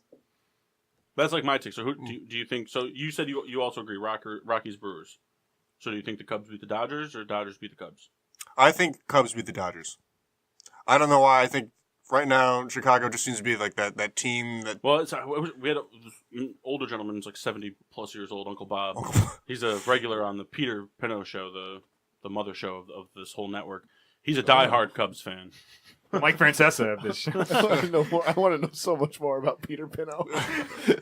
Kendall can tell you some stories. He's sleeping with him, so. What? Yeah, well, that's how we got this beautiful studio. How does Rebecca feel about that? Well, Rebecca's also sleeping with him. she, it's a Oh, very, God, I've missed so much. When we go on very open. Facebook Live, not even 3 seconds into Facebook Live, hi Peter from Rebecca. Oh my God, hi Rebecca. And that's how it goes. What kind of show does Peter Pinot do? It's all nonsense. Oh, just nonsense. it's everything. It's everything. I'm not saying like nonsense, like it doesn't, like it's stupid, All but it's just it's an there's- all-encompassing right. show. Current events. You know? right. They Some do current a lot events. of current event Sports, stuff. They'll touch on current they'll events. talk about politics. They usually have a lot of The guests weather. on. Weather on the 8s. Uncle Bob would talk about weather. You'd be good at But it. he's a diehard Cubs fan. He's been on the past 2 weeks, and he's just been raving about the Cubs getting it done with pretty much no bullpen. Yeah, it's very true. We had Brandon Morrow who went out for the year. He's just talking about like last week was like, yeah, 4 guys finishing a game, no runs given up, and I mean I'm not a Cubs fan, so I mean I'll root for the city, I guess. Yeah. But fuck them. I'd rather see Milwaukee, especially because drunk ass Bob Uecker. You saw him. He celebrated with everybody. No, I didn't see that. Yeah, Wow, it I was sick. missed it. You're still doing games? Yeah, I didn't know that. yeah, it's sick. So I think the consensus for the 3 of you would be pretty similar. Who do you not out of the so we've got all the teams that are going to be in the postseason. Who do you not want to win the World Series like the most? The A's. Well, I thought yours would be Boston. Oh no! I want to play Boston. Right, yeah, I'm just excited for that. That's what I'm excited for the most. Is that division? But like series. if Boston After that's beats all you, gravy. if Boston beats you, I'd be very upset. but so would you not want Boston to win it? Like, is that the one I'm team? just not going to watch after that. I'm just going to turn the TV off. I'd like to see a Cleveland. I love But Cleveland. you guys don't want to see Yeah. the Braves win it, right? Oh God, no! I hate Right. it. I hate it. That's what I'm saying. So it's like that's the one team. If you could pick one team to just not even get. Yeah. Oh, the Braves can go fuck. I hate. You know what? I'm sure Atlanta's a very nice city, but God, from a distance, it looks like it smells like shit. I don't know. Mine's tied between two. I don't want to see the Dodgers or the Astros. No, I don't know. No, because it's The I thing don't with know, like, Atlanta. Well, I I'm mean, not gonna- the Cubs, the Yankees, and the Red Sox all have had recent success, but they didn't. It's not back to back type of thing. Like I would really like to see. I don't have any bias against the Braves, but like, when's the last time the Braves won a World Series? What was it? Exactly. No, it was 90. When's the last time 95? when's the last time the 95, Brewers won a 95. World Series? Never. Right. I mean, Cleveland didn't get it done. Yeah, I like Cleveland a lot. Or the Yeah. Athletics. Like it's something different. Oh, I always vote for something different. Yeah, I'd like to see the Brewers. I'd actually love to see the Brewers and the Athletics, but I think the Indians have a better chance at getting there over the Athletics. Yeah, I just don't think the Athletics have the firepower to get through the Yankees and then the Red Sox and then either Houston or Cleveland. I think Oakland can will themselves through a 5-game series. They're starting pitching. I don't know about a 7-game series. I think they could beat somebody and catch up on somebody in a 5-game series. I don't know about a 7-game series. So I don't know. That's my take. I also wouldn't be opposed to seeing the Astros beat the Cubs. I would go for Astros Then it again. just cements White Sox as a superior team. Astros are very likable. Yeah. Altuve. You like Altuve? I hate him. Is it because he's not a Yankee? No, something about him. Is it because he's short? Yeah, a little bit. I picked him. Solid reasoning. It's huh? Point aside. I don't have a reason. There's something about him. I don't care for it. I picked him with my He's one of second those- round he's- pick, and it was kind of a disappointment. He's like one of those guys that plays like real hard, and like he's the guy that you hate on the other team, but you would love him if he was on your team. It's the same reason I hate Pedroia. There's something about him. I hate Pedroia. He I just works hate for the- Pedroia. If Pedroia was on the Yankees, I would love him because he's like he's sliding hard, he's running these he's High baseball going, IQ, like, all kinds of 110% like every time. But because he's not, fuck him. Right, he's not on the Red Sox, so I hate his guts. I hate Pedroia because it's always like he's one of those guys like we're just out here grinding, man. We're Yeah, just grinding. that's like true. it's I like hate ugh. Julian, We're all working hard. No one's Julian Edelman, taking they the day off. they Yeah. go out drinking all the time together. The Just two of another them. day of work for me. Just another day of work. You know who I can't stand? I know we're on football. Yeah, JJ Watt. I can't stand that guy. Oh, we'll save that for the next hour. Yeah. That man that's is a actually segment treasure. I wanted to, I mean, Spoinker knows everybody. That's not a Giant, but or especially all the I Patriots. don't know that many Giants, to be honest. But I had actually said for like some least favorite players in the NFL. Because I know you have a few. I know Kendall has a few that aren't New England Patriots, Yeah. even though he secretly loves the Patriots. Love the Patriots. But so we'll take a break. We'll let the Spoink chow down on his McDonald's, hit the restroom, have diarrhea immediately. Rita, I think she's got to go outside and take a dump as well. She's not allowed to use the bathrooms. This is Saudi Arabia. But yeah, we'll be back next hour with some NFL and NBA talk, and we'll see you then.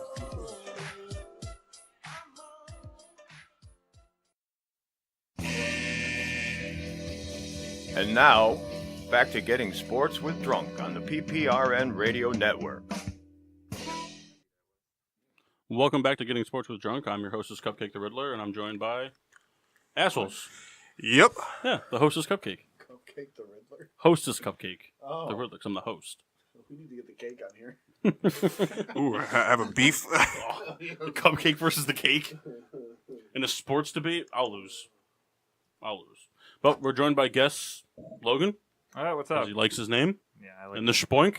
Hey, what's up? Or, what was it? Oh, John the Am I supposed to introduce Baptist. myself? John the Baptist. John the Baptist. That was the first one. Because yeah, you My gotta be, mom latched onto that for some reason. Like, I told my mom that, and she tells all the relatives that that's what they can. And in college, they used to call him John the Baptist. I'm like, really only No, one why one individual who will One not person. be named on this podcast. one person that will not be named. We won't speak of his name.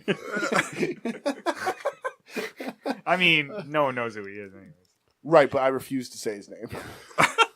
He's like Voldemort for me now. Yeah, clearly worse than Voldemort because you said Voldemort. that's true. We are on Facebook Live. Of course, I never charge my phone, so I'm going to hopefully be able to comment through if people want to discuss what we're talking about. You can't Well, do it. Facebook just got hacked, so this might be a bad idea. You think this is gonna get hacked? Oh yeah, people are gonna know. Putin is watching. I can't see my face on Facebook. Let me see my face. Oh, Well- it's impossible. I'm gonna have to move the chair. Well, scoot over a little bit. Scoot towards Paul. There we go. Look at that. Your smiling face. All right. So we'll dive right into the. Logan started talking about hating J.J. Watt. This might be a bad idea. Why am I hearing my voice? Whoa. What's going on? Because it's me. He Sorry. left the volume. Who's producing this? So Logan, do you care to chime in onto why you hate J.J. Watt? I don't know. I mean, he's just like He's got weirdly long arms. he's like I don't care for that. it's like he's the other guy who's like he's out here grinding. And he's got a broken nose and I don't know. I don't care for the charity work. He's just I care for it, but it's like he's just a more physically imposing Sean Lee. it's very That's much really what it is because he's always hurt. Always. It's yeah. You know what's weird? I feel like the Like the Texans Spoink. play better without him. The Spoink. He's a physically imposing Stephen Hawking. That's the first thing most people say about me. Right. That was so fun. We were so plastered in the upstairs bathroom, and who was it? I think it was you, me, and Rico. Yep, the Bergman. And we were talking about it, and just like, yeah, John's like a physically imposing Stephen Hawking. And I thought Rico was gonna die. We're out here grinding. We're out here grinding. Rita, Maxine Washable would like me to tell you and Kendall both that you both are bitches. Whoa. We're having a nice time here. You both took his two picks that he was gonna make. All right, I think the Facebook is caught up. Is there anybody Nope, in the I NFL haven't. that you really hate that's not Tom Brady? Tony Romo's gone. This is riveting. I don't know. I got the. I'm picks trying to think up of a here. name. I'm trying to think of someone who hasn't retired. Drew Brees is still around. I should have done more research for this show. I'm looking at Well, I mean, it's really just an opinion. Like, right, I don't have No, one. he just should have. well, there lies the problem. That's the problem. Is I don't have an opinion. Yeah. Well, Kendall, give us a player that you really dislike. Popular or unpopular opinion. Obviously, other than the Patriots. Eric Weddle. Okay. Well, so he's a guy. You You love know, him as a Charger, so you just hate him as a Raven. I dislike him. Well, because he's a Raven, but he makes this big stink like, oh, I'm leaving San Diego to play for a contender, and he goes to Baltimore, who just finished up a nice third place season, and he could have come played for Pittsburgh, and chose not to. So screw him. He's got a weak beard. Yeah, because your locker room is toxic. True. You know what, Rob? Okay, this I is. agree. I have nothing really to say. I agree. That locker You know- room is a bad place to be. You know what feud I'm sick of? Steelers Baltimore. That's gotta be like the most played out feud. So it's not 2008 anymore. Yeah. Well, it's just a bunch of players that just want to punch each other in the face, but it hasn't actually produced good football in a while. It's better than what some of the players were doing. One's a Well, murderer, too, one's a rapist. The Steelers defense is Feud not. was who could evade more jail time. The Steelers defense is not good anymore. It's kind used of Ben like the Merriam's a girl. backbone did he? of that rivalry. And like we said, the defense is a joke. Awkward arguments. Take out the damn trash. You raped me. That's a Trump card. Sorry, I didn't mean to bring up Trump. Show's ruined. We got to go off the air now. What? What? So, what do you want to pee again? No, I'm fixing the camera here. Can we get a close up on Logan? No. Please. Zoom in on my sweaty pits. Yeah. Here we go. If I was producing the show, that's exactly what we would be doing. You know, mine is Marcus Mariota. I hate him so much. I don't think he's good at all. I think he's terrible. The Titans are genius. They're playing with two quarterbacks. And neither of them are good. They're playing with like the 7th string option one time in San Francisco, and now I don't know. I don't think Mariota's good. Like he's one of those quarterbacks that like he's very mobile, but when he's not mobile, he's not a good quarterback. Like they proved it last year. So I hate far the this year. whole mobile quarterback thing because everyone's like yelling about Eli, like, "Whoa, if he was mobile," but like, no, like no. That's stupid. Peyton Manning wasn't mobile. Yeah. Tom Brady's not mobile. Brett Yeah. Favre wasn't mobile. They're I mean, quarterbacks. they're good at There's no- creating space behind the line, but that's not a mobile quarterback. I mean, Russell Wilson runs if he has to, but Cam Newton is a run first kind of guy. But like they're good mobile quarterbacks. They can make plays happen with their legs. Like Mariota, I feel like, only makes plays happen with his legs. When he's relying on staying in the pocket and getting shit done with his arm, not good. Yeah, that team's kind of in a rough spot.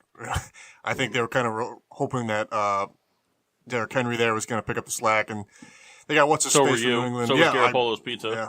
Which, speaking of, I'd like to. well, you got to give some background for Logan and So Spunk. we were talking fantasy football during break. So I had a horrible, Okay, no, go on. Sorry. a horrible draft. I did a You pretty drafted terrible Le'Veon job. Bell with the 10th pick. Pretty going to an ad. pretty terrible job here. And my quarterback was Garoppolo, and I belovedly call him Garoppolo, and I named my team Garoppolo's Pizza. Mm-hmm. And my goal was I was going to serve up a slice of defeat every week. He came on the show every week and said, And he called out the person who was playing. Last week we burnt the crust, but this week we're serving up a slice of defeat. And we went to 0-3, and then over this past weekend, Garoppolo's Pizza... His leg blew up or something. Garoppolo's Pizza burnt down. So it's with a heavy heart we say goodbye to Garoppolo's Pizza. But with the insurance money, we were able to buy Stafford's Grill. Hey! Yeah. And we haven't have a catchphrase for it yet, but we're going to burn you to a crisp. Yeah. What? What's going on? We're working on that. I don't know what's going on. I got Patrick Mahomes, so I called it Rolling with the Homies, which is not very original. But I got Brittany. You ever seen Clueless? I had Antonio Brown, so I just did Antonio Brown-Daris. That's cool. I also drafted Royce Freeman pretty high. I kind of reached for him. I would called it Royce to 5'9". Yeah, so I like that name. Yeah, but I killed that one. I killed that one. My favorite team name I ever had was when I got Matt Forte. I named it Forte Shades of Grey. That's pretty good. That one was my favorite. Rebecca's is like Call Me the Breeze. No, it's the breeze. No, it's Call Me the Breeze. I just added the player to your team. John crashes into the microphone. Do people hear that out there? No, you're fine. I'm trying to be professional. So, who's your least favorite Giant of all time then, John? Ron Dane. That name is so long. I didn't hate Ron Dane because I was a kid. Yeah. But the amount of like time my dad spent yelling about Ron Dane. Yeah, my dad too. My dad hated Ron Dane. He's so big and he can't do anything. Well, because he played in Wisconsin, who has like offensive linemen, way bigger than their opponent. So yeah, That's what biggest trees out there, Ron Dane. Yeah, my dad spent a lot of time yelling about Ron Dane. I'm trying to think of my most hated Steeler of all time. I have hated there's Yankee players that I hated. I can't think Giant players. I never gave. Rondell White. Rondell White. Oh no, Jeff Weaver. That's Jeff Weaver was I hated him with a passion when I was in middle school. I don't recall him doing particularly well. No, he'd start every game and he would blow it in the 5th inning. That was his deal. That's what would happen. There's a couple of Mets I hated. Jeff Francoeur. Oh, I love Jeff Francoeur. I hated Jeff But Francoeur. I know your reason. It's Well, because everyone said he he's a sucked? locker room Yeah. guy. Yeah, Well, yeah, but also he wasn't a good locker room guy. Well, no, they said he was a good locker room guy, and I know that's why you hated him. And I know we're all celebrating David Wright, but they traded Jeff I'm not. Francoeur, and David Wright was just like, I don't understand why we're doing this youth movement. The man is batting .230 with an on-base percentage below 300. Let's be real here. Yeah, he was not a good offensive ball player. Yeah, he swung at everything. Any former Brave going to the Mets is bad news. That's my. I think you could expand that to any player going to the Mets is bad news. Yeah, that's true. Yeah, Todd Frazier didn't spend any significant time on the DL till he went to the Mets. True. Yeah. I mean, he was solid when he was not on the I mean, DL. the list is long. Mo Vaughn. Yeah, Mo Vaughn, Roberto broke his Clemente. pinky. Roberto Clemente played for the Mets? Wow. Whatever. What's his name? Roberto Wow. Alomar. It was so bad that they took it away from history. No one even It's actually knows out of the he played. stat books. MLBalmanac.com. Nope, he never played there. You can't prove it. I have footage. Burn it. It's not real. Roberto Alomar's a bad guy, too. Really? Yeah. What did he do? He spit on an umpire, and he knowingly gave a woman an STD. Not a nice guy. Those worse things. There's always worse things. But, I mean, I thought it was gonna be way worse. I feel like it was. he spit on an umpire? When he? Yeah. Oh. Who's the guy that got beat up by Nolan Ryan? Oh, that's Robert Ventura. Oh, no, Robert got me. The manager of my team. Yeah. Got his ass kicked. I love that clip. Oh, it's the best. Yeah. It's one of the best Nolan clips Ryan just ever. gets him in a headlock, and just starts like wailing on him. Robert Ventura was so hyped until he got about 5 steps, and then he just starts. He's sprinting, and then he just like, oh no, this is not a good idea, and then he stops running. I love Pedro throwing down Don Zimmer. That's like my favorite. That's pretty great. Yeah. Well, to defend the man, even if an 85-year-old man is running after you, got to do something. Right. Like, it's not like he, like, put him in a rear naked choke. I mean, he just threw him on the ground and, you know. Put an end to it, you know? Yeah. Speaking of that, you know, just an aside, I'd like to say... What a segue. Goodbye to HBO boxing. That was very near and dear to my heart. I know it doesn't get a lot of talk around here, but yes, that HBO is ending their relationship with boxing. And it's very sad. Would you care to talk a little bit more on that? Give us some background. Well, I can talk for 25 minutes. Well, let's No, hear it. I'll- Let's I'll- hear it. We'll all be quiet, we and you have go 25 ahead. minutes. Go ahead. No. Air it out. Air it out. Let's hear I it. just wanted, you know, growing up, that was very near and dear to my heart, watching boxing on HBO. So I just wanted to say goodbye. Goodbye to HBO boxing. Goodbye to David Wright. Wow. True words, never spoken. I'm tearing up as we speak. You know what? I'm gonna go to the bathroom and wipe tears. I do have to go to the bathroom. How do you piss so much? It's unbelievable. His bladder is the size of a baseball. Should see a doctor. It'd actually be pretty big if it was. All right, fine. Marble. We'll go with a marble. I don't know. We're just spewing out bullshit this hour. Yeah, I'm having fun. That's the point. This is fun. So, we got all kinds of fun stuff happening sports-wise. MLB postseason. We're getting into the heart of the NFL season.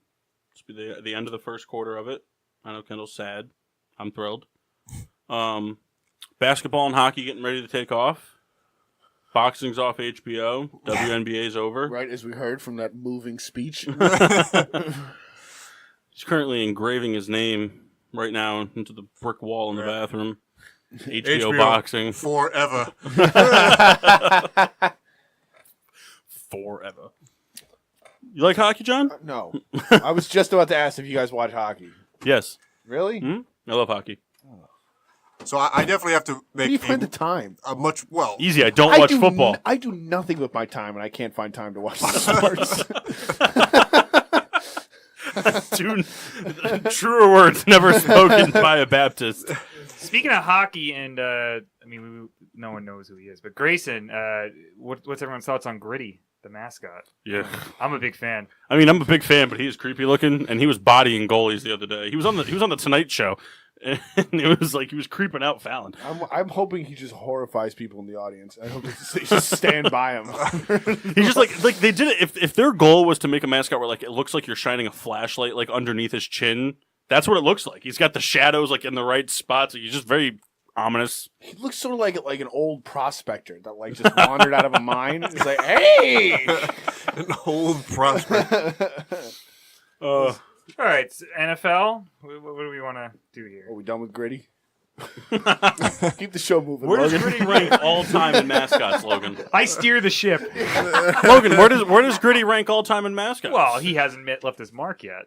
yeah, but he's true. he's already better than some. There's some pretty terrible mascots out there. Well, I mean, I love Mr. Met. You know what's funny? I like that they brought. He's not as good as Mr. Red though. Yes. I love that Mustache. they brought Mrs. Met, and then when Mrs. Met got a Twitter, all these like mascots were like tweeting at her as if they like fucked her. Yeah. It was really weird. It was just like, yeah, Mr. All the other mascots are horny for the one girl mascot. God, it's like a Mr. Met cuckold. That's like, that's not cool. I just like to imagine Mr. Met coming. Mr. Met's just tweeted, what else would you do to her? I just to imagine Mr. Met walking into Citi Field and the Philly Fanatic is just plowing Mrs. Met on the mound. He walks in and then he just starts to creep towards the corner. Here we go. Even when they brought Mrs. Met back, it was like weirdly like I don't know. It was just like, yeah, she was taking care of the kids. Now she can come back to Citi Field. I'm like, all all right. Whatever. Like, who are you explaining this for? Like, who are you trying to convince? Who's following the story? People are getting, where's It's like Mrs. Mrs. Met comes back and it's like, well, where was she? Yeah. Where was she? I need a story. Well, Tell me where she was. in the 70s, she was Lady Met. And then, I don't know, they killed off Lady Met. And then Lady Met and Man Met. Yeah, I don't know. I didn't know it was Lady Met. I didn't realize that. Well, the Yankees had a mascot. What? Dandy. When was that? Daddy, he was a camel and he sold cigarettes. This is like the black He was hole. bought by the cigarette company Yeah. Camel. I don't know. Joe's girlfriend. Maybe early 80s? It was a weird mascot. What was it? What was it? Well, Well, Look it up. Well, if you just describe it as like a person, was it like a? it kind of looked like Gritty a little bit. I didn't know if like. Yeah, it was weird. It was weird. I'm a big fan of Southpaw, even though it's kind of like a Philly Fanatic ripoff. Just like a less hairy version. Doesn't have a horn for a face. So this mascot's name was Dandy. So when I Googled it, it said Dandy Yankee. Did it autocorrected Daddy? To Daddy. That's Didn't weird. Finish it. It's just like a. It's so weird. Like Well, I didn't see it. looks My like a eyes are bad. Scottish thing. They're buying a hot dog. Is that you, John? We're gonna say that real quick. You have a red beard. That might be you. Looks like Elmo. Yeah, that's weird. Like, look at that guy. I'm glad you brought it a visual. Let me see. I can't see. My Somebody- eyes are terrible. You are an old man. Why can't the picture get any bigger? Put it on the TV. Let me get my glasses. All right. Is this YouTube? How do I? Oh no, it's off. The phone's off. The phone's broke. When it times out. Phone's broken. Thank you. He throws it across the room. Get a new one. I don't know. The Yankees are too classy for mascots, though. I guess so. That's right. Honestly, all the New York teams. The I'm Mets. starting to hate that, by the way. What? I hate the classy Yankee thing. It's really starting to Well, bug the me. Yankees suck. As an adult. From the distance, the I liked it as a kid because I seemed like a thing, but like now that I'm an adult, it's like, oh, I hate the fact that they have that there's a haircut that you have to have. yeah, I hate that. I Well, I can't think too, a stand lot it. of the Yankee fans that I know are like the most like unkempt, like out of shape human beings I've ever met. John. Yeah. and then you add into it that's like, no, you can't have a beard. Your hair's got to be cut to a specific inch length. I hate the Yankees ads where like come down to the game, they play that music. Bum, bum, bum, bum, bum. Yeah. The horns. I'm not even joking. This was an ad one time. Come to Yankee Stadium for Sunflower Seed Day. like, what kind of draw is that? It is, It's like, it I'm is sure- funny, these like majestic horns with this like horse shit minor league promotion. Come out for Ben I'm Burns sure, Bubbling. I'm sure Logan can reason with it too. Like, you ever seen like the Knicks commercials for on MSG? Like, they're so terrible. Especially like they did the one where like they were like I think it was last season or the season before they were doing the one where like they did a lot of work with like the children's hospital, and that's Right. fine. I understand that, but they were just like it was like this like very like somber like trying to be uplifting music. yeah. And it was like the New York Cares like Right. logo, and so I was just like, oh my god. And the this problem is, if you watch every game, which I mean, I don't watch every Knick game. I'll fully admit that. But if you watch, I knew it. I watched most Met games, and I just remember there was those years where they had a guy with like a hole in his throat, and you have to watch him every night. Yeah. Yeah, And because it's on MSG, where they pretty much only air the Knicks, you see it 90 times during Yeah. a game. Yeah. All right, we'll be right back. Okay, here we go. Watch the Knicks. Oh god. Did you ever watch like sports stuff that like really was like what you thought was awesome as like a kid, and then you watch it as an adult, and you're like, oh, Yeah, the football Pro Bowl. oh, yeah. No. I never liked the Pro Bowl. I thought it was so The awesome. NBA I used to- Skills Challenge? I used or to anything watch- on NBA All-Star Weekend. I used to be a huge fan of Yankeeography. they would do the biography. It was. I'm sure you guys can figure it out at home, but it was a biography about Yankees. Really? They would do a whole hour, and I used to love that show. But if you watch it now, they really do like it's the reverence that they have for these people, like they're war heroes. Like that's what it feels like when you're watching it. And it's so You know what? over the top. I get it. I mean, That White is- Sox baseball, just in general. You know what? As a kid, loved it. As an adult, I tried to watch them as though I'm like, I love this stuff. I tried to watch them. I'm like, oh, this is it's almost like it's too sweet. Like it makes my teeth. I put on a White Sox game and I'm like, I need to drink like for consecutive hours. That Yes show with Michael K. Center Stage. That is awful. That's just him. They put him on TV to put him on TV. Anybody. Now my guest, Emerald Lagasse. Oh, yeah. He watched a Yankee game once. People. I feel like Sports Center used to be like, though. Like as a kid, I used to love it because it was all the highlights that you get to watch. Like I was like, oh, look at all the 75,000 dunks that happened tonight, and all the home runs that were. And like as an adult, I'm like, I want to hear more about Ben raping that woman. Can we go back to that? Hey, speaking of ESPN, details. One of my side jobs, I do wedding stuff. I assist DJs, and Weddings, baby. Trey Wingo was at the wedding. What? Yeah, from I guess NFL Live. I don't know other shows he's on. DJ weddings? I don't DJ weddings. I'm the guy who gets to He carry sets the up equipment. DJ stuff for weddings. But at least you don't have to announce the cha-cha slide is coming up next. Okay, let's get on that dance floor again. You know, the chicken dance is over. Have you ever seen someone do the thing where they do that Meatloaf song where it's Paradise by the Dashboard, and then make the girls and the guys go to each side of the dance floor? I've been in a wedding with a song. Guys over here, girls over here. Didn't Stop witness right that. there. Dun, dun, I gotta know right now. We could love you forever. No, Kendall's more of a Kendall likes to play the Thriller and watch everybody do it. That's what his thing is. I hate that. I've seen that. I've only gone to weddings for my family, but I hate that every time. I've been lucky that I haven't really seen a lot of cheesy stuff, but like I hate the Cupid Shuffle. God, do I hate the Cupid Shuffle? Any shuffle, any dance. Anything the whole wedding party is doing together. One thing, the ceremony is anything enough. that's choreographed from like memory is so dumb. The Cotton Eye Joe. The one thing I've noticed though it's been a staple, and it's just like it really brings out the whiteness in people is Sweet Caroline. And the DJ brings down the audio, and everyone is like, ba ba ba. It's just like, That was one of the great moments I had with my dad in the last like few years. We went to see. This is sad. Where is this going? No, we went to Fenway Park for one of like the second to last game that Jeter played like a couple years ago, and they play Sweet Caroline at like the seventh inning, and there was a couple that was in front of us, and they stood up, they were so excited, and they held hands and waved to Sweet Caroline, and me and my dad at the same time just looked at each other and went, oh. That's the best part. Is like for white people, like we have a very large like grouping of songs that just really everyone in our culture loses their shit about. Sweet Caroline, Born in the USA. There's actually a fake Instagram page. White Patrol. It's called like Worst Buy or something, and they put out some CDs called like white music. So it's like Come On Eileen. I had more stuff at the top of my head. Now I'm butchering it. Old Time Rock and Roll by Bob C. Yeah, like A Boys of Summer. Pretty much anything you'll hear on The Whale. Yeah, Summer of '69 is a rough song. That's another one that I really hate. Yeah. Well, the Worst Buy thing, that's just always fun too, because they just post all kinds of stuff that like shouldn't make like. They posted this one today: Hot Pockets VHS static. So it's just Hot Pockets filled with VHS static. I get it. I'd buy it. What was that? Did you like Hot Pockets? It's just bread. It's just a loaf of bread. You guys just do Hot Pocket photoshops? No, this isn't us. We don't do this. Oh no, this is whoever these guys are. This Yeah. is you guys? This is our segment, the Hot Pocket. They do like a Jeff Goldblum life cereal. It finds a way. See, that one got you. I like Jurassic Park. Me too. I'm a sucker for a Jurassic Park reference. That's why we're friends. That's why we're on this side of the table. We're not on the Met side of the table.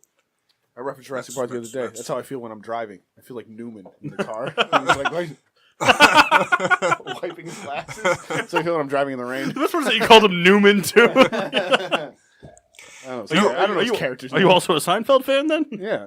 You know, Logan's first tweet was shouting out Wayne Knight. Oh yeah, it was. She said That was all Wayne Knight's downhill looking from there. Wait, what? Oh, here's Grayson in 30 years. Yeah. Picture of Alexander Ovechkin with no hair. Oh God.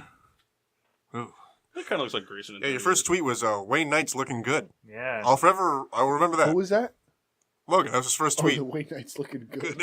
My favorite Kendall tweet was garbage truck driving around at 3 a.m. You can't tell me the Illuminati doesn't exist.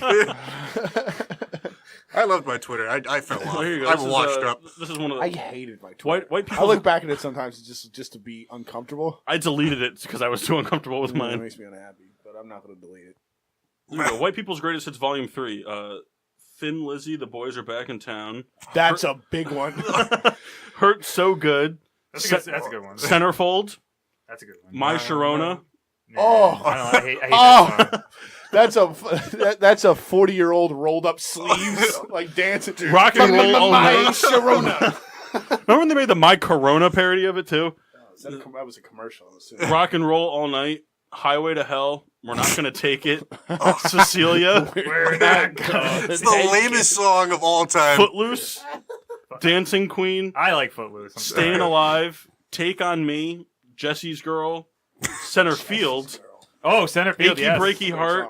Friends in Low Places. The Pina Colada Song. And bonus track Go Your Own Way. I didn't think about my lady. That song is a terrible song. It's about two people that Bad want to song. cheat on each other, and then they realize they're so bad that they go back to each other. They Bad want to song. cheat on each other, but what they're looking for is right there all along. Here you go. Here's Volume 2. Born in the USA. The Boys of Summer. Uptown Girl. Classic Kendall favorite there. Brown Eyed Girl. Billy Joel. Hotel California. Bohemian Billy Joel's an Rhapsody. American classic. I hate Billy Joel, too. I'm You guys He's are very out of much your associated mind. with the Mets, You guys are too, out of your so. mind. 500 Miles. Shot Through the Heart. Eye of the Tiger. We Built This City. Renegade. We built this city on rock and Don't Bring Me roll. Down. More Than a Feeling. The Joker. Steve Margaritaville. Miller. Carry On, Wayward Son. Free Fallin', and bonus track Freebird. Bonus track Freebird. That's what I'm saying. This is just 102.9. That's what it is. Well, real quick, we got to get back to sports. But I'll tell you why I hate Billy This Joel. is sports. What? Why? All Because these songs are Let's played at sporting events. We're derailing the show. I hate that he thinks like he's like the New York City like spokesperson of all things New Hey, York. I Billy hate Joel, that. Kevin I don't Spacey, think Kevin he's that- James. That's I don't New think York he- Mets baseball right there. Kevin Spacey. He's a Mets fan. Is he? Yeah. I know Not he's like surprised. ousted now. Well, Billy, yeah. You've ever seen the meme of Kevin Spacey at the Mets game when they had the Kevin Spacey faces? And so he's sitting there. That's a Nick game. Was it a Nick game? It was some basketball game. Well, it had to have been the Knicks because he was wearing blue and orange. No, okay. I'm pretty sure he's a Mets fan too, though. Maybe. Who knows? Pretty sure he's also a fan of Mrs. Matt. drugged Mrs. Met. Yeah. Yeah, no, there's definitely a certain population that's obsessed with Billy Crystal, Billy Joel, and Mickey Mantle. There's like, those are-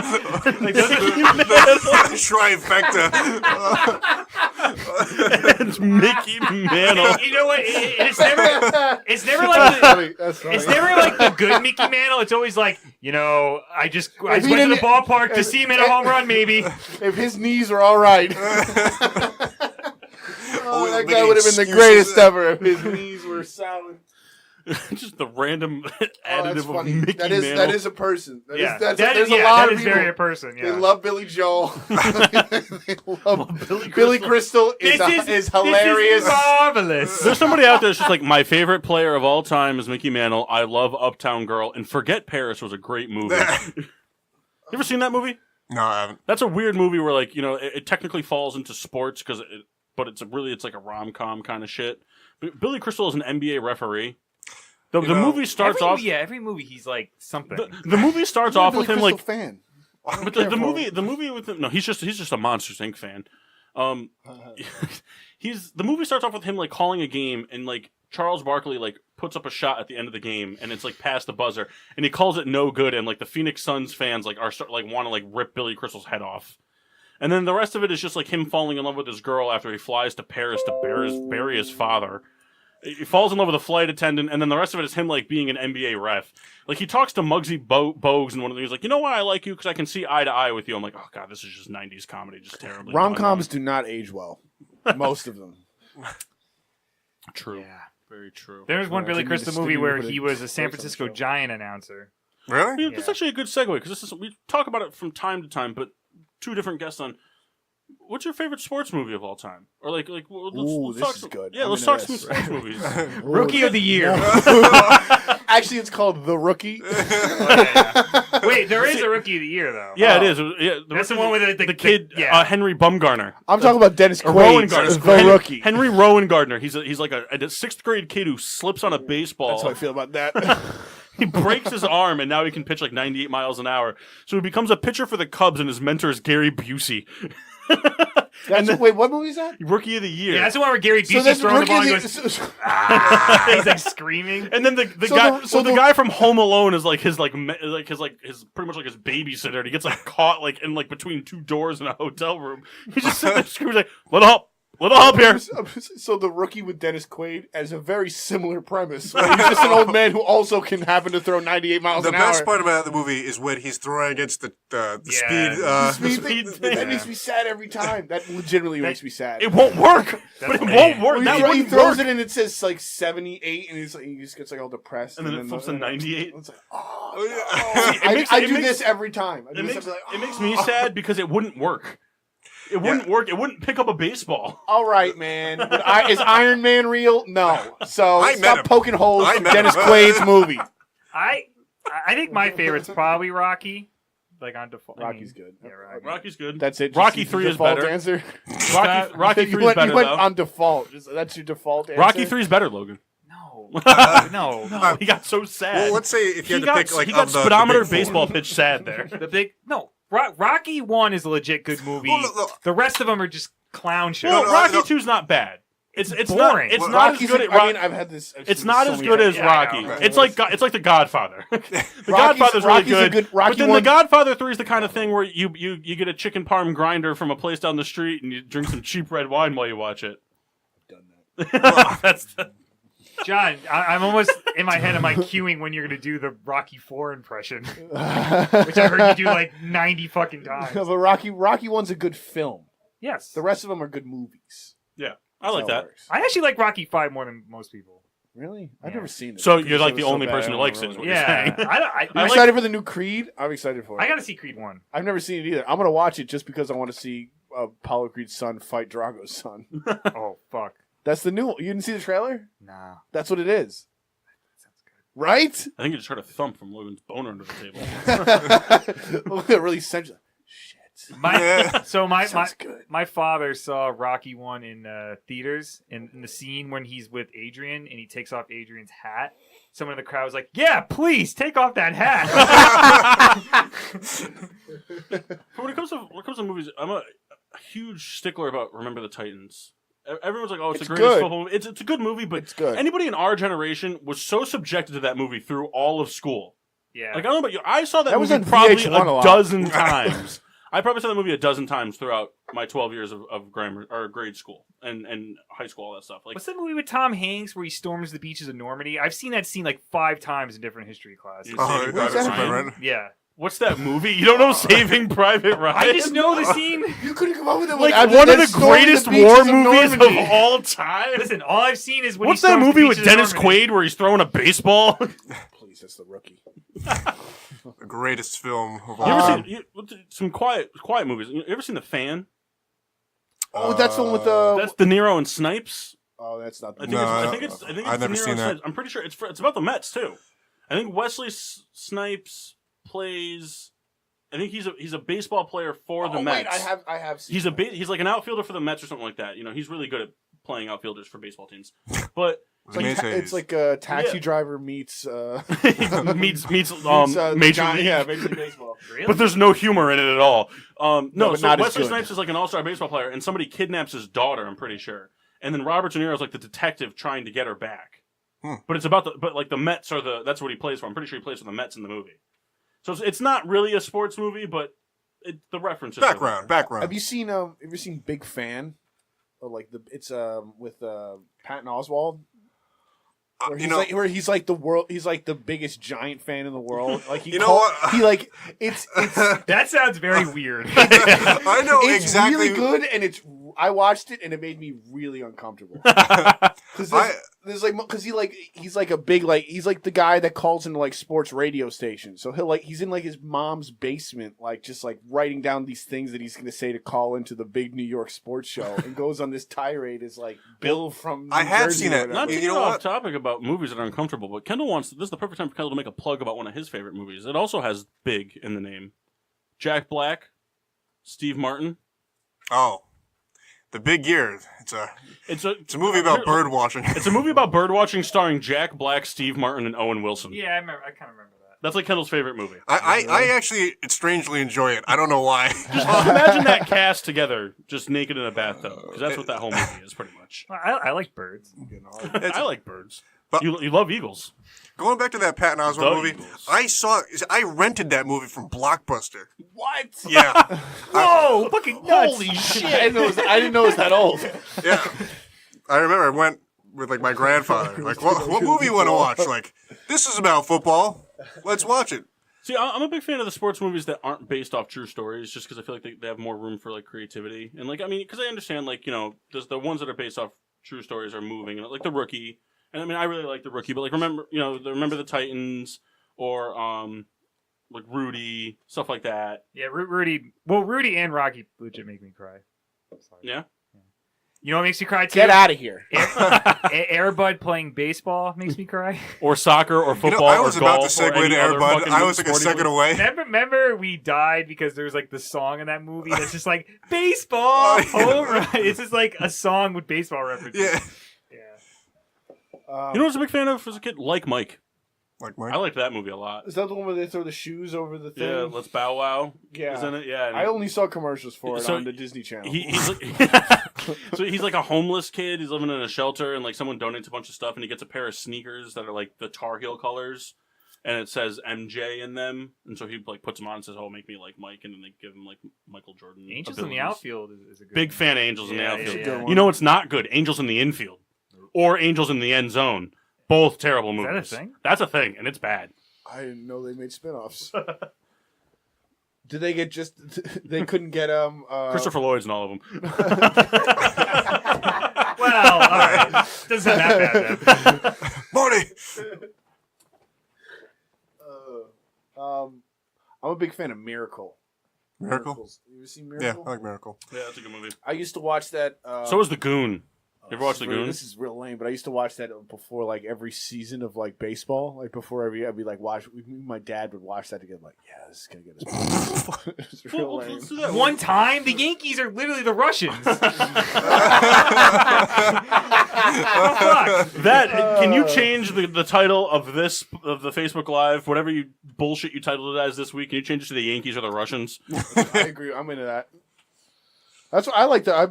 Looking back, I should cheer for the Russians. I like the Empire in Star Wars. That's my favorite. My favorite Star Wars is Episode 3, where the Empire takes over. That's the best one. It's the best when he kills all the Spoiler. kids. When he kills all the kids. Spoiler alert! It's the best. He's like, we're so scared, Master Skywalker. And then he puts the lightsaber, and the kid looks scared because he knows he's gonna die. All right. Well, you became very excited about that. I kind of just had to observe. I'm gonna urinate. What's your favorite We have baseball Tally movie? going? What's your favorite baseball movie of all time, Kendall? I like The Natural a lot. Yeah? Yeah. How old are you? Well, and the sparks are flying down. It's fun. Yeah, it's fun in like the 50s when no one's ever seen fireworks before because I don't live in the city. Yeah, when people who see fireworks just People in assume Idaho it's are war. just like, wow, an explosion. Canada's invading! How does that happen? Hey, that's a good movie, you know. What's your favorite baseball movie, John? Is it The Rookie? I want to say The Rookie. It's either Mine's the, Field of Dreams. It's either The Rookie or Major League. I'm a big Major League Major fan. League, it's See, I very like 'em fun. too. I love that movie so much. I love them too. I just the Field of Dreams. It's just I don't know. There's something about it. I'm a big fan of it. Yeah. Except for Kevin Costner. I wish I could have played anybody else in that movie. I also love the Major League 2 is also good. That's one of the few. Back to the minors. No.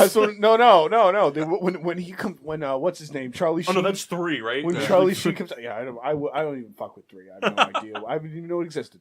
But when Charlie Sheen comes out on the very at like the end, and he's like being like a pussy the whole movie because he just wants to throw like sliders.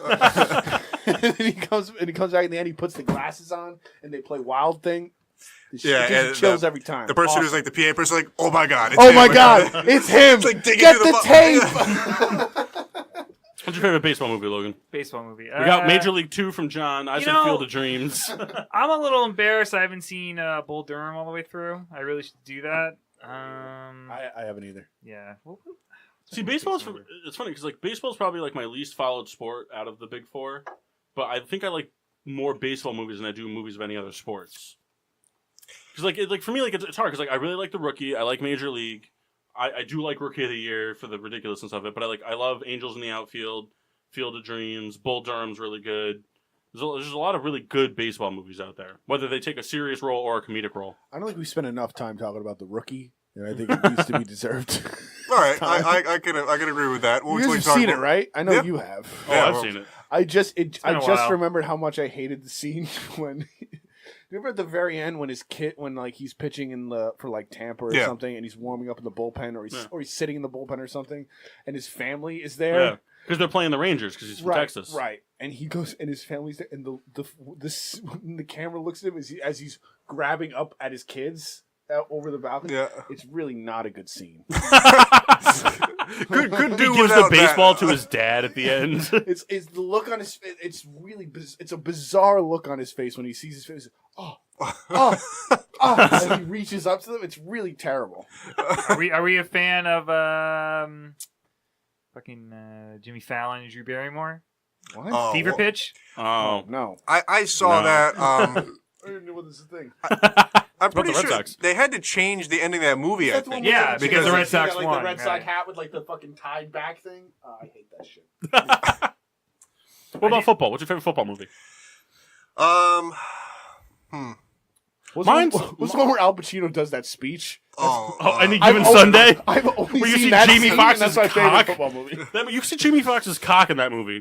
Cameron Diaz is just looking at his penis in that movie. I could watch that scene over and over. When you add up all those inches, that's gonna make the fucking difference between win. All right. You know what's a good Al Pacino? Okay, this was one. The one where like Al Pacino and Matthew McConaughey are football. I don't know if I got on the air, but It sure did. Oh, I hope so. Did it? Oh yeah. Oh, fucking They'll, awesome. they'll know. Goose in the studio. Oh, hell yeah. where Al Pacino and Matthew McConaughey are football touts. Work after this. You know what a tout is, right? Like when touts like say Oh man, that stinks, John. this is plus 8, welcome. like They're like, not yeah, you odds call makers. them like $50 guaranteed. Yeah. That's a good movie. I think my favorite football movie is Little Giants. That's a good one. I'm a big fan. Never seen it. Rick Moranis. Rick Moranis Yeah. and what's And, his Rick brother? Al Moranis. Bundy. Yeah, Al Bundy, Kevin O'Shea. So the movie takes place. Football movie. It's in Ohio. So Kevin O'Shea goes out and he plays for the Cowboys, and he's like this like illustrious Heisman winner type of thing. And his brother just owns he's Rick Moranis. He owns a gas station. He lives in town, and so his brother is starting a football program, like a pee-wee football program, and doesn't pick his Rick Moranis' daughter to play, even though she's better than all the guys. Her nickname is the Icebox.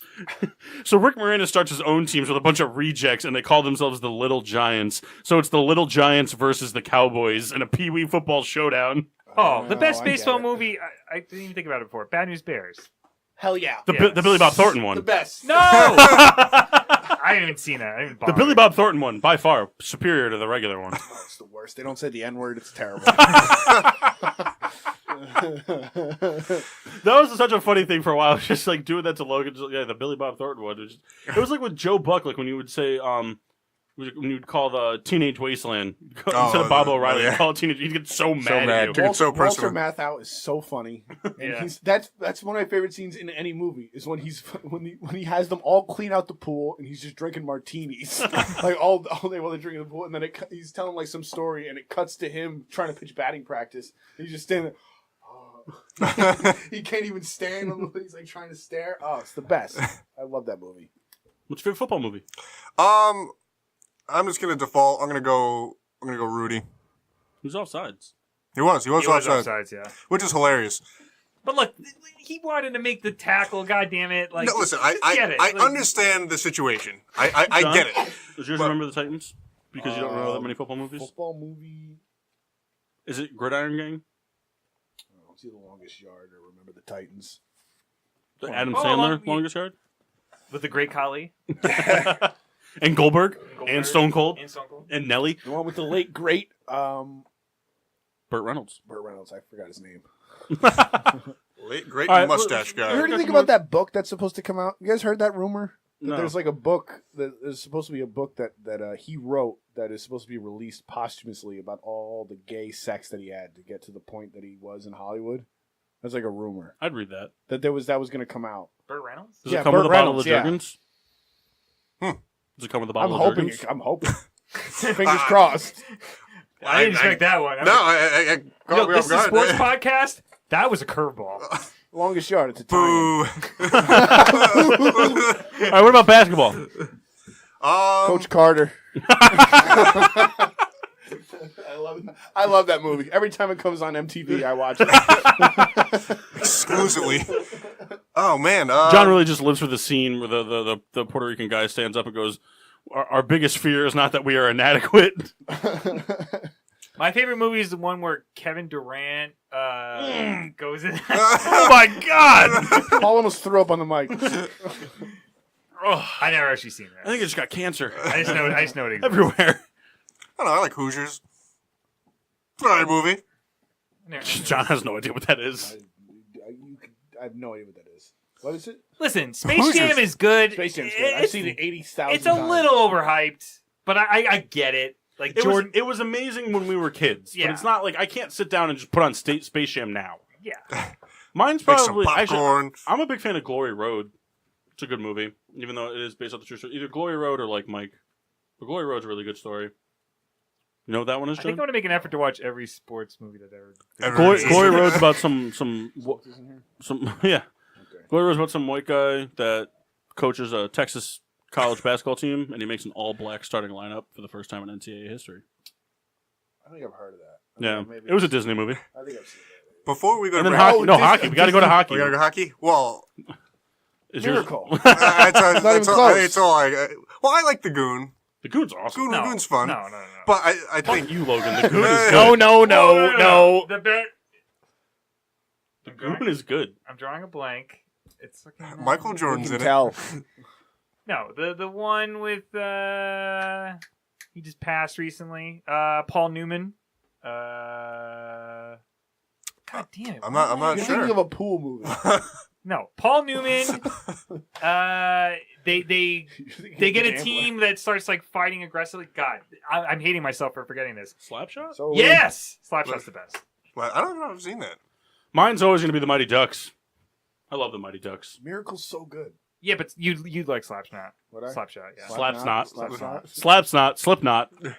Logan's hammered. I'm a magnet. Maggot. All right, well, we'll go to break. When we come back, we got Week 4 matchups. We'll give some predictions and I have the lines if we want to go through the lines. well, we'll do that for every game. Sure. We'll do the lines. We'll do score predictions. Let's pull up and some we'll give a betting little ones. Let's totals. put money on the games. All right, let's do it. I really want to bet on pro sports. Me too.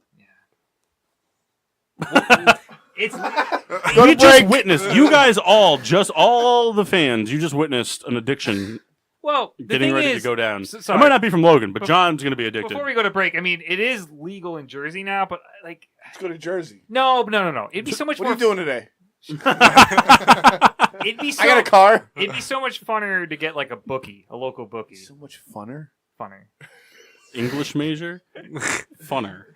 Okay, listen, ladies and gentlemen, for anyone who's listening, any bookies in New Haven want to contact me. We'll, Catch me His number is 860. I'm not from the 860. I'm from I don't know the. what the hell your number is. I'm from the real. It's in my phone. I just hit Logan. I'm from the. I just hit Logan. I'm from the real zip code in Connecticut. All right, enough. Zip code or area code? Area code. There we go. All right, we'll be back next hour. And now, back to getting sports with Drunk on the PPRN Radio Network. Oh, it's the bet. I'm so happy. Do I need the All right. headphones to hear it? So yeah. All right, so I gotta search this here. Welcome back to Me- Getting Sports with Drunk. Me and John have totally sabotaged the show. As we should, we're rarely here. How many episodes have you guys We're done? talking this right here. 80? Yeah. One episode of Mr. Wacky, you're damn right you're going to do it. Yeah, the first one. That's right there. It's right. Okay, all right, hold on. Hold on, pause it for a second. Pause it. Okay. So this is a newscast, like a field newscast, okay? He's at it's like some sort of it's like an inflatable run. I've seen it 17 times. I'm still not quite sure what the event is. But nothing quite goes smoothly. Okay, all right, here we go. This is very hyped up for me, so... Talking about the world of inflation, you guys, you probably notice, is that a good thing or not a good thing? Inflation.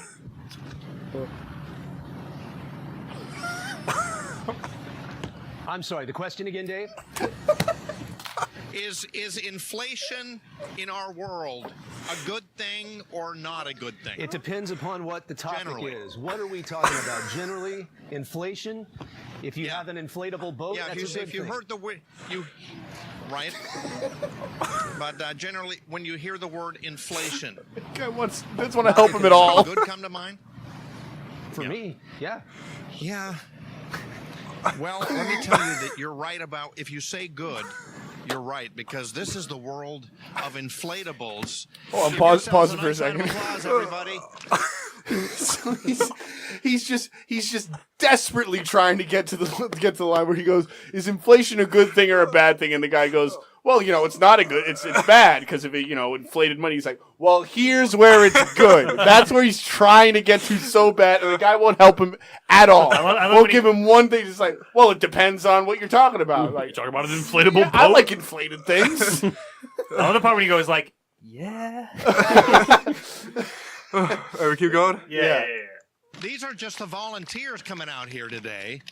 And Addie, what kind of fun do you think you're gonna have today? What kind of fun? Lots of fun. Lots of fun. That's a good kind. Helping Helping everybody. So, Leah, what do you think? Good answer. I didn't hear the question. I'm sorry. What kind of fun? This is unbelievable. All kinds of fun. Bouncing fun? Yeah, I think so, because this is a place where kids and families can come and kind of bounce around, but you need something, and I'm going to have everyone do it like a magic chant. Oh, good. All right, you guys ready? Because when we're talking inflatables, you need something that's been inflated. Are you guys ready? Yeah! All right, here we go. Repeat after me. Abracadabra, 1, 2, 3. Abracadabra, 1, 2, 3. Now it's time to see what we see. Hold on, pause it for a second. I think it's the best part. It's if you watch when he goes abracadabra 1, 2, 3, Mr. Wacky in the background pops up, and then because he thinks that's his cue, and then he goes, now it's time to, and as he says that, he goes like, oh no, that's not my cue, and he ducks back down. All right, we go. All right. Oh my god. My goodness. How's everybody doing? My name is Mr. Wacky. Welcome to the Inflatable Run. Give Mr. Wacky a nice round of applause, everybody. This is so Mr. bad. Wacky, this is an honor, first of all. Well, thank you. We are local San Diegans, so we're proud to be here, everybody, on this wonderful, beautiful Saturday morning. Welcome, San Diego! Yeah, good morning, you guys. Oh, This is so much fun here. First of all, it's like a 5K, but not really. It's longer than a 5K, there's right? like 30 Well, people yes, here. each participant has the option to do a 1 mile lap as many times as they want. We're out here trying to get families I just off love the it's a couch. We're a guy in family-owned inflatable costume business talking like a throwing normal guy. events for families in San Diego. He doesn't So do a we're really voice excited at to be all. here. We have all kinds of attractions behind us, and a course that families can run as many times as they want with inflatables on them. Yeah, this is great. You guys. You think Now, he's does that proud mean of that this, everybody here being on the internet? becomes an inflatable today? Do they want to be inflatables today? You guys want to be inflatable? Yeah, absolutely. That was a Let me tepid see everybody do response. their Mr. Wacky then. All right. Oh no. Oh. Even the big Levesque is doing the Mr. Wacky right now. Yeah. You guys. Sorry. You rear-rolled the No, podcast. that was pretty funny. I enjoyed that. wants to do their Mr. Wacky dance. Oh, no. The guy is like such a pathetic costume the guy was in too. Like it's like let's go. I love party. it when he says that even the Big Levecki's doing the big Mr. Wacky dance. All right, what are we on now? We're doing our pick'ems. Good segue. Our pick'ems. I want to get pick 'em. Logan's advice on something. What's up? So I got 2 quarterbacks in fantasy this week. Oh I don't know why God. you Okay. asked for my advice, but You don't even know one of the quarterbacks. just causing trouble. So I got Phillip Rivers against the 49ers. Still playing? Yeah. Well, And I mean, Ben- you can say something about Eli. That's And good. Ben That's a Roethlisberger. fair point. All of them drafted together. But I got Phillip against the No 49ers. need to make me look like an ass. I Just got rubbing Rivers it against in. the 49ers, and then Ben against the Ravens. Who should I start? I think I would go Rivers, right? Because I mean, like, Well, the 49ers defense is atrocious, but Ben does Ben things against the Ravens. I would go. I would go Rivers. Because like you think about it too, like if Garoppolo's hurt, well, obviously he is. He's not going to play, so like the ball is going to go to the Chargers more. You would think. I think it's going to be a pretty bummed out 49ers team this week. Yeah, I mean, bummed out Kendall Reed. Yeah, for sure, for real. wait, who's home? I believe the Chargers are home. Yeah, I would go Rivers. Rivers all day. Do you have an opinion you'd like to give, John? Rivers. Profound. All right, let's do some pick'ems. So first game up, 1:00. We got Miami and New England. See, this, Miami's 3-0, traveling to Foxborough to take on the 1-2 struggling Patriots. this is actually an interesting game. Very interesting game. You got to think of Miami goes in and wins. They're 3.5 games up on New England in the division. At 4-0, New England will be 1-3. I really don't believe in Miami though. I feel like they got their 3 wins off of kind of smoke and mirrors because they had that first game against Tennessee, which was weird because it was like that. Well, they've been that- doing a lot of 10 hours. trickery. yeah, They've been yeah. doing a lot of trickery.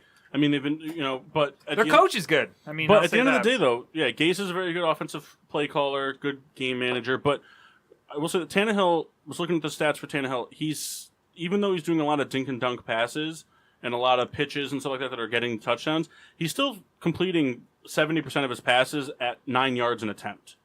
Yeah. Which means he's throwing the ball down the field. So, and New England's defense hasn't had a lot of answers. New England's offense has had even less answers. They're still not, I don't know what Gordon's impact is going to be this week. I mean, he's been there for essentially a week and a half now, so he's got to have some idea of the playbook. And at the end of the day, you're playing with Tom Brady. Just get open, and he'll find you. He'll get the ball to you. But they're still missing Edelman. Teams are still doubling Gronk. I think the Dolphins are going to do that until Gordon proves to be an issue. Wait, let me get if Gordon's even playing because that makes a huge. Gordon is difference. playing. Gordon is playing. So that does make a difference because even if Gordon doesn't catch anything, at least he could spread the offense out. Yep. I mean, they're desperately missing Edelman. I mean, that's kind of the Well, thing. they're also really missing Amendola. Yep. I mean, and again, I agree with you. They'll double team Gronk, and then that is. I mean, Matt Patricia might have made the blueprint for beating the Patriots. I mean, double team Gronk and let Brady just kind of figure it out from there. So I think Miami walks out with a victory, 27-24. Wow. Well, I think Miami is 1-14 in Foxborough since Tom Brady's been playing. But I think Miami comes in and gets a win. New England is favored at 6.5. I mean, I think. Well, I would probably pick Miami plus, but I mean, I would probably say New England finds a way to win. Yeah, as you know, I'm kind of a New England homer because I've been so defeated by them that I pretty much pick them all the time. New England wins 30-20 today. New England wins 21-17. Yeah, that's what I'm thinking. So, some like maybe a late field goal. All right, game 2. Logan's favorite team, the Philadelphia Eagles, going to Tennessee. Both teams 2-1. Philadelphia's got Wentz back. Didn't look phenomenal in his first game back, but he got the job done.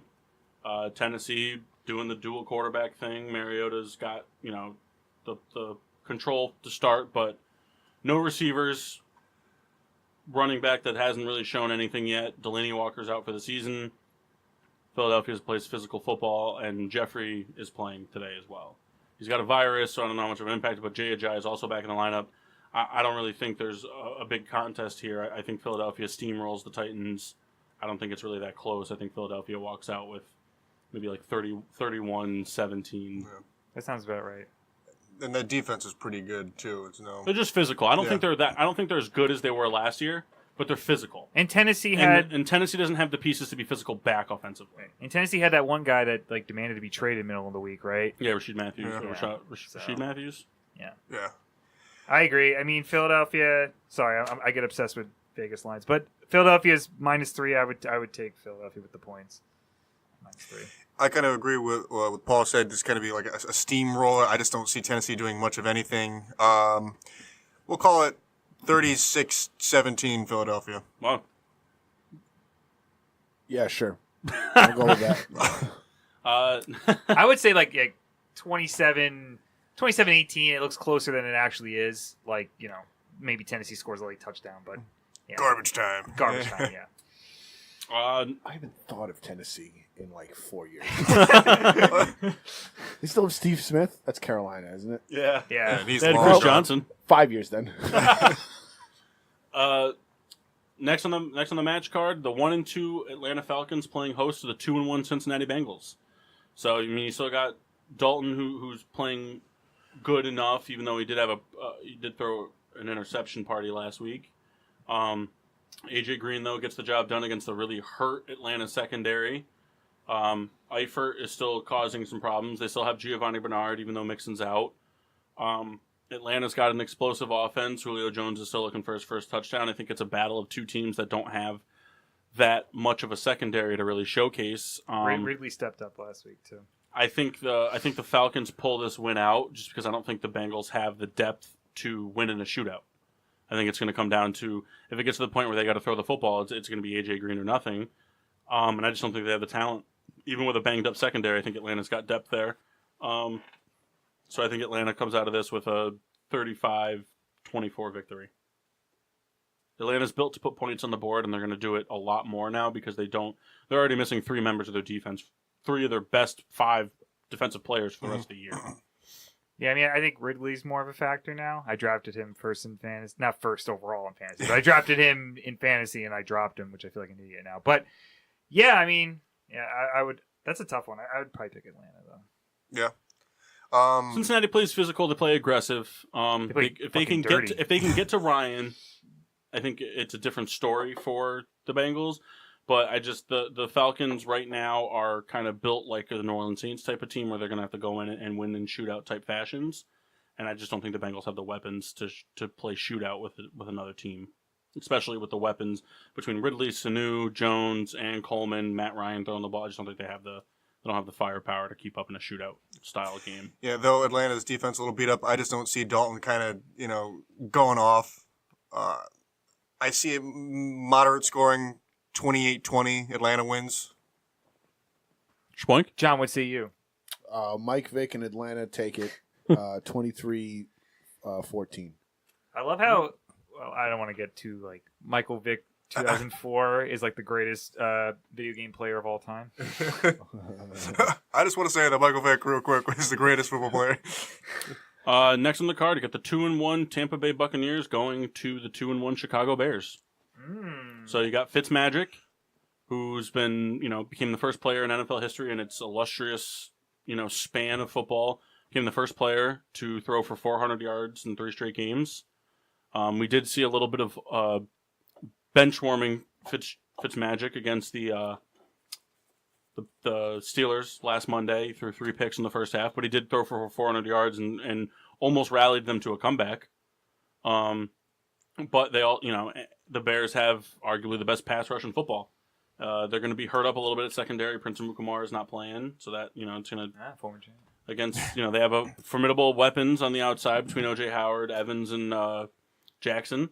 So it's going to be a tough test for the secondary. If the offensive line can't hold up though, and the defense pass rush can get there for the Bears, when Fitzmagic's under pressure, he forces things, and when he forces things, they don't end up well for the Bucs. I wouldn't be too surprised if we see Jameis Winston come in at some point if Fitz doesn't have a great game. I'm not a Jameis Winston fan by any means. I think he's very overrated, and I think he's going to be riding the pine pony pretty soon. But I don't know. This is a tough one because Chicago's offense has proven that they are not not able to get the job done. If the Bears defense didn't play as phenomenal as they did in that second half against the Cardinals last week, they lose that game probably 14-7. I mean, the offense is just not. They haven't put up 20 points in the game yet. It's a tough one. Tampa Bay's got a really bad defense. They give up a lot of yards, but Trubisky has just not looked good. They have put weapons around him. I know it's only his third game, but he's missing wide open receivers. He's got good receivers in Gabriel and Robinson. He's got a stud in Burton at the tight end. He's got 2 really good running backs, and they're just not getting it done with Trubisky. And I mean, I'm never going to pick against the Bears. I think they're going to get it done. I really do. I think that the defense is going to pose a lot of problems, but I think it's going to be another really close one for Chicago. I think they're going to walk out 21-17 victors. I got to see Trubisky put points on the board before I can have any confidence in the Bears going in and blowing out a bad defense. I see them getting 17 points on offense, but I think that 10 of those points come off of turnovers. Well, I mean, if was any day of, Chicago for their offense to come out, this would be one, because Tampa Bay's defense is terrible. And they're at home. Yeah, and they're at home. And they're going into the bye week. Tampa Bay, who came into the season looking like a dog, has been one of the more interesting teams with Ryan Fitzpatrick, so we'll see. I mean, I think that score sounds about right, around like a 21-17. I think if the Bears can pull out this victory and do a little bit of an offensive showing, so if they say they can put up 24 points offensively, it's not fantastic, but it's not bad. If they can go out and they can take advantage of Tampa Bay's bad defense and put up points going into the bye week, and then coming out of the bye week to play 4 straight AFC East games, I think the Bears could be very much poised, because if they win this game, regardless of what happens in the rest of the division, the Bears go into the bye week number 1 in the division. Mm-hmm.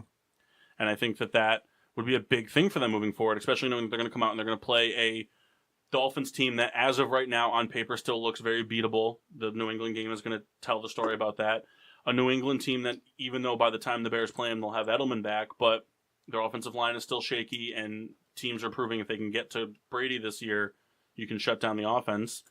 They play the Bills, which, we'll have to see when they play Green Bay if they're the real deal offensively, if Allen's really going to get it done.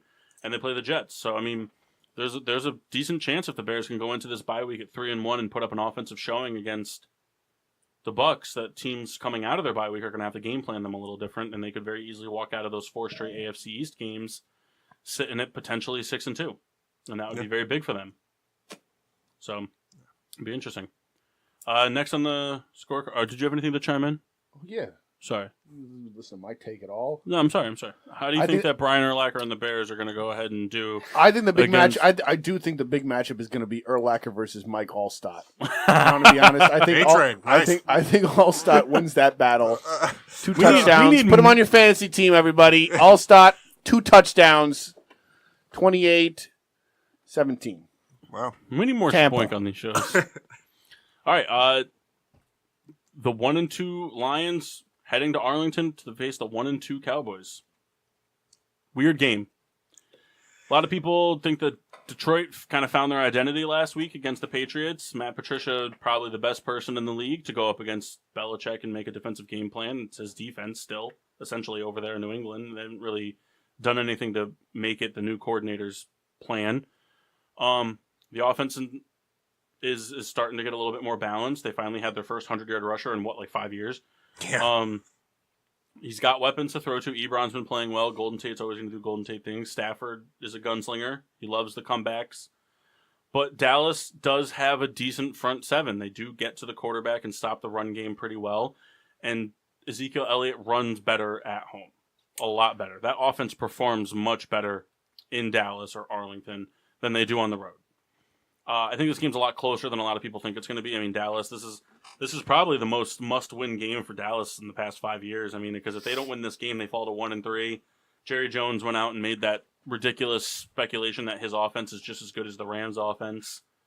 And now that, if they go in and lay an egg, that's just, I mean, Jerry Jones is a retard. I'll say it. Whoa! He is, but he has a lot of faith in his team. And he's the kind of guy, he's one of those owners that finds the sunshine and the rainstorms all the time. But, I don't know, it's just... I heard that this morning on the radio. But I like it. The sunshine and the rainstorms. You liked it. I hated it. Drink a beer. I'm drinking it. But, I don't know, for me, I think this is the hardest game to call for the week. because I just don't think that Detroit's there yet. I think they're trying to find their identity. Dallas plays better at home, but they're still an atrocious football team overall. Cole Beasley called out, threw his quarterback under the bus last week on NFL radio, and stuff like that. So it's like there's going to be turmoil in the locker room at some point. It may not be this week, but eventually that's all going to start boiling down, especially if they go to 1-3. I think the Lions squeeze out the victory, but I think it's really close, and I think it's ugly. I think the Lions walk out of their victors at, 18, 18-17. Something really ugly. It's just, I don't think it's going to be a good game. I have a lot of takes on this game. I think, first of all, Detroit came out embarrassed week 1. But I think maybe they found their footing beating New England. Obviously, Matt Patricia beating Bill Belichick is huge. So I think they made the blueprint, again, as I said before, the blueprint of beating the Patriots. Okay, the one thing I gotta say about Dallas is Courtney Lee playing. They talk about this guy like he's like fucking Lawrence Taylor. Like, I mean, like, if he plays, the Cowboys win. Like, Lawrence is a guy's name. Back to the phone. I don't know. I think it's going to be Detroit by a touchdown. I don't believe in Dallas's offense. Dak Prescott. If he has to throw the ball down the field, he's in trouble. So I think it's Detroit by a touchdown. It's Dallas is favored -2. I mean, maybe Dallas is very desperate, so then that kind of factors. But I would take Detroit +2. I think in order for Dallas to win this game, this needs to be a coming out party for Tavon Austin on Dallas's offense. I think he's got to be a stretch the field kind of guy. Use him on your end arounds, quick slants, use his speed, beat Detroit with the speed that you have. This has got to be a coming out party for Tavon Austin for Dallas to get this. Yeah, I think Detroit they kind of found their groove and they're gonna just carry that over. I think it'll be. See, I don't think they found their groove. I think that's going to be kind of a misconception because I think they're gonna end up going from 0-2 to 2-2. But I think they're going to struggle the rest of the season. But I just think that Dallas is so bad that. Well, let me say maybe not found their groove per se, but I think they're coming off of a high from we just beat New England, blah blah blah, and so we'll call it close. 2017. This is an intriguing one too. Buffalo 1-2 going to Lambeau Field to play the 1-1 Packers. Now wait a minute, is Aaron Rodgers playing? Aaron Rodgers is playing. Randall Cobb's out. Wait, so Aaron Rodgers is playing? Yeah. Oh, then. But why? I mean, so the line is Green Bay's favored by 9. I mean, maybe Buffalo. You know but what? How much was Green Bay favored by against the Redskins? Not true. How much were the Vikings favored against the Bills? Yeah, I mean no. I mean, I think the Vikings were favored at -14, which I think it was like the biggest, whatever, the biggest differential. Yeah. I mean, that was I couldn't believe it. Yeah, watching that game. How do you guys feel about those those sacks by what's his name with the long hair? Clay Matthews? Yeah. So the one that he had against the Bears that was roughing the passer, that was roughing the passer. He went helmet to helmet on Trubisky and he hit him late. The other two, one of them's a little bit more subjective. I think half the league would call it a roughing the passer, half the wouldn't. But then there was the one against Alex Smith that there was no roughing the passer on that at all. It wasn't. I mean, any Redskins fan will tell you that. Any true football Redskins fan will tell you that it wasn't a roughing the passer. And the league has no plans of changing this rule, by the way. Yeah.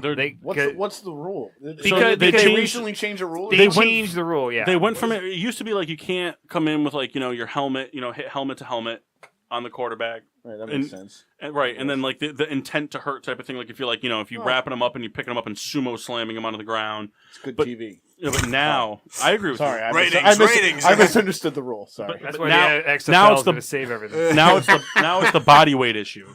What? So if you sack the quarterback and you throw you throw all your body weight on top of him, so he's going down to the ground and you just pretty much lifelessly throw all your body weight on top of him, it's a roughing the passer call. Pretty soon it's going to be he came at an 80-degree angle. That's far too high. The problem is he came at and put his arms around him. Well, what a scoundrel! There was a player last week. You remember what team it was? Miami. Miami. Yeah, he came in. The guy came in to hit the quarterback last week, and he dug his foot into the ground to turn off the quarterback so that he wouldn't land with all his body weight on him and rip his ACL. No, it was Achilles. It was his Achilles. Yeah. Tore his Achilles out for the season now because he tried to turn his body from a moving and then trying to stop moving motion and just tore his Achilles. Now he's out for the season. It's insanely. And the thought and the rumor is that they have no plans to change this rule because last year when a lot of these quarterbacks, because I mean, it's Aaron Rodgers. Aaron Rodgers is the reason these rules are good because he's the one that bitches and moans about getting touched. Yeah, not hit, touched. Tom Brady will bitch and moan about getting hit and thrown to the ground, but Tom Brady, 80% of the time that he gets sacked and he's bitching about it, I'm not saying it's a guaranteed roughing the passer call, but there's a somewhat claimant that you could see it could be roughing the passer. You could see if a flag got thrown, you'd be like, okay, I see it. But to defend the league, But Aaron Rodgers, anytime he gets hit, the one that got his collarbone broken against Anthony Barr last year, that was a clean hit, and that's a hit that a defender has to make. Anthony Barr doesn't make that hit. We've seen it time and again from Aaron Rodgers, where a defender lets up and Aaron Rodgers sneaks out of the way and ends up throwing a 55-yard touchdown pass. Yeah. You have to go in for that hit, and it was clean. But to defend the league, I think their point of view and quarterbacks make money. Yes, if Aaron Rodgers gets hurt, I'm sorry, the Green Bay Packers are pointless. They're pointless. All these teams are. As fun as it is to watch big hits on quarterbacks, bad quarterback play is brutal. If all the quarterbacks go out, the league doesn't make any money. Yeah. So I mean, listen, it's dumb. But I mean, it is what it is. I don't know. So I think Buffalo still. That's the thing. I don't think a lot of other sports do gauge their rules. Do other sports financially, around one position, around what's going to make the most most the league. No, it's mostly about what's going to be the best game. Yeah, it's not about. I mean, look at hockey.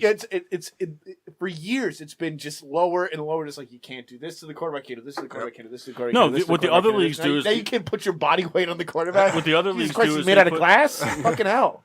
The other leagues do is they just put the high profile games that a lot of people are going to want to see on TV, and that's how they make their money.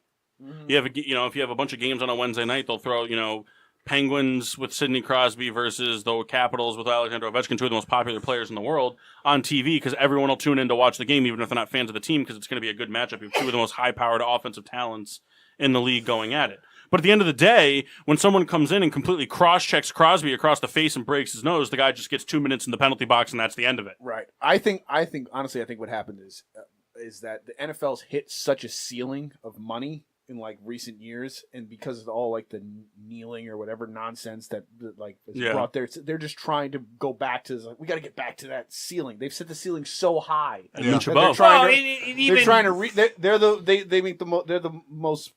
they the most profitable sports? Right. Yes. Right. Yeah. And even so they're just trying to get back to that level, and they're just trying to maybe if we save, maybe it's just we keep all the quarterbacks healthy, we'll be back at that amount of money that we were making. Let's just have quarterbacks going out and throwing at the garbage bins and see whoever can hit the most targets. And the thing is, everyone's like, "Oh, the NFL ratings are down," but you got to understand, the NFL ratings are down, but they were on such a high level. Their ratings being down is just nothing. They were so high. The NFL ratings were down because so many people were so intrigued by what was going on in the other sports. Yeah.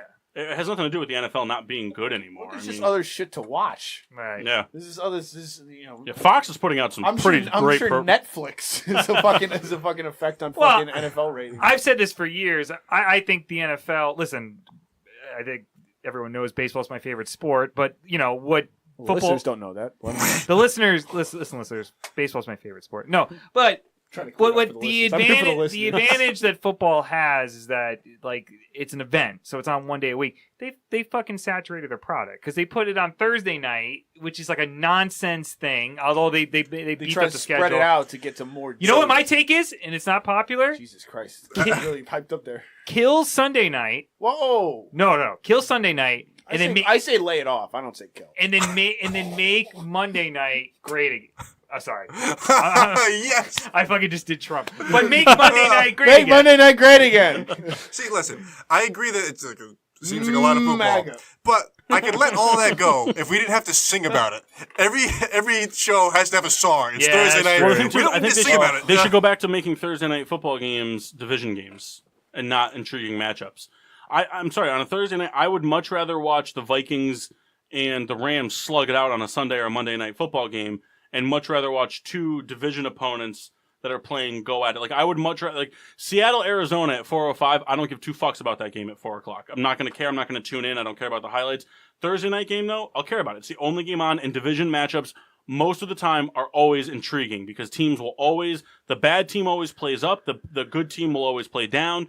look at the Steelers and the fucking Browns for however many years. Those games are fucking dangerous, though. Those Thursday night, like you play a Sunday game, then you got to go play a Thursday game. That's fucking ridiculous. Yeah, that is dumb.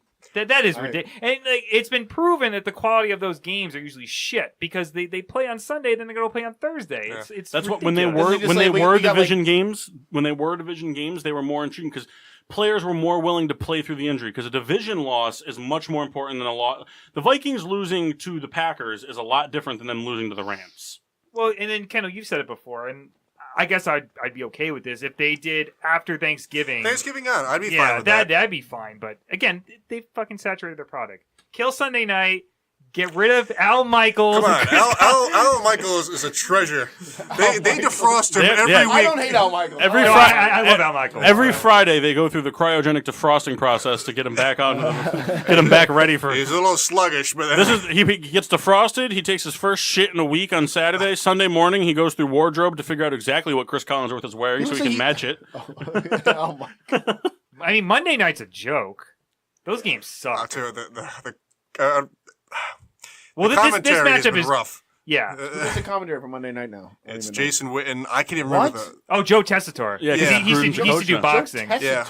And then it's Booger McFarlane on the sideline in like a Booger rover. McFarlane. They have like this Mars rover. Like a made-up character. He's in a Mars rover with X's and O's all over it. Booger McFarlane? Yeah. Yes. Oh, my God. And it's just like... They say that on TV? Yeah. And they just talk over each other, and it's just like...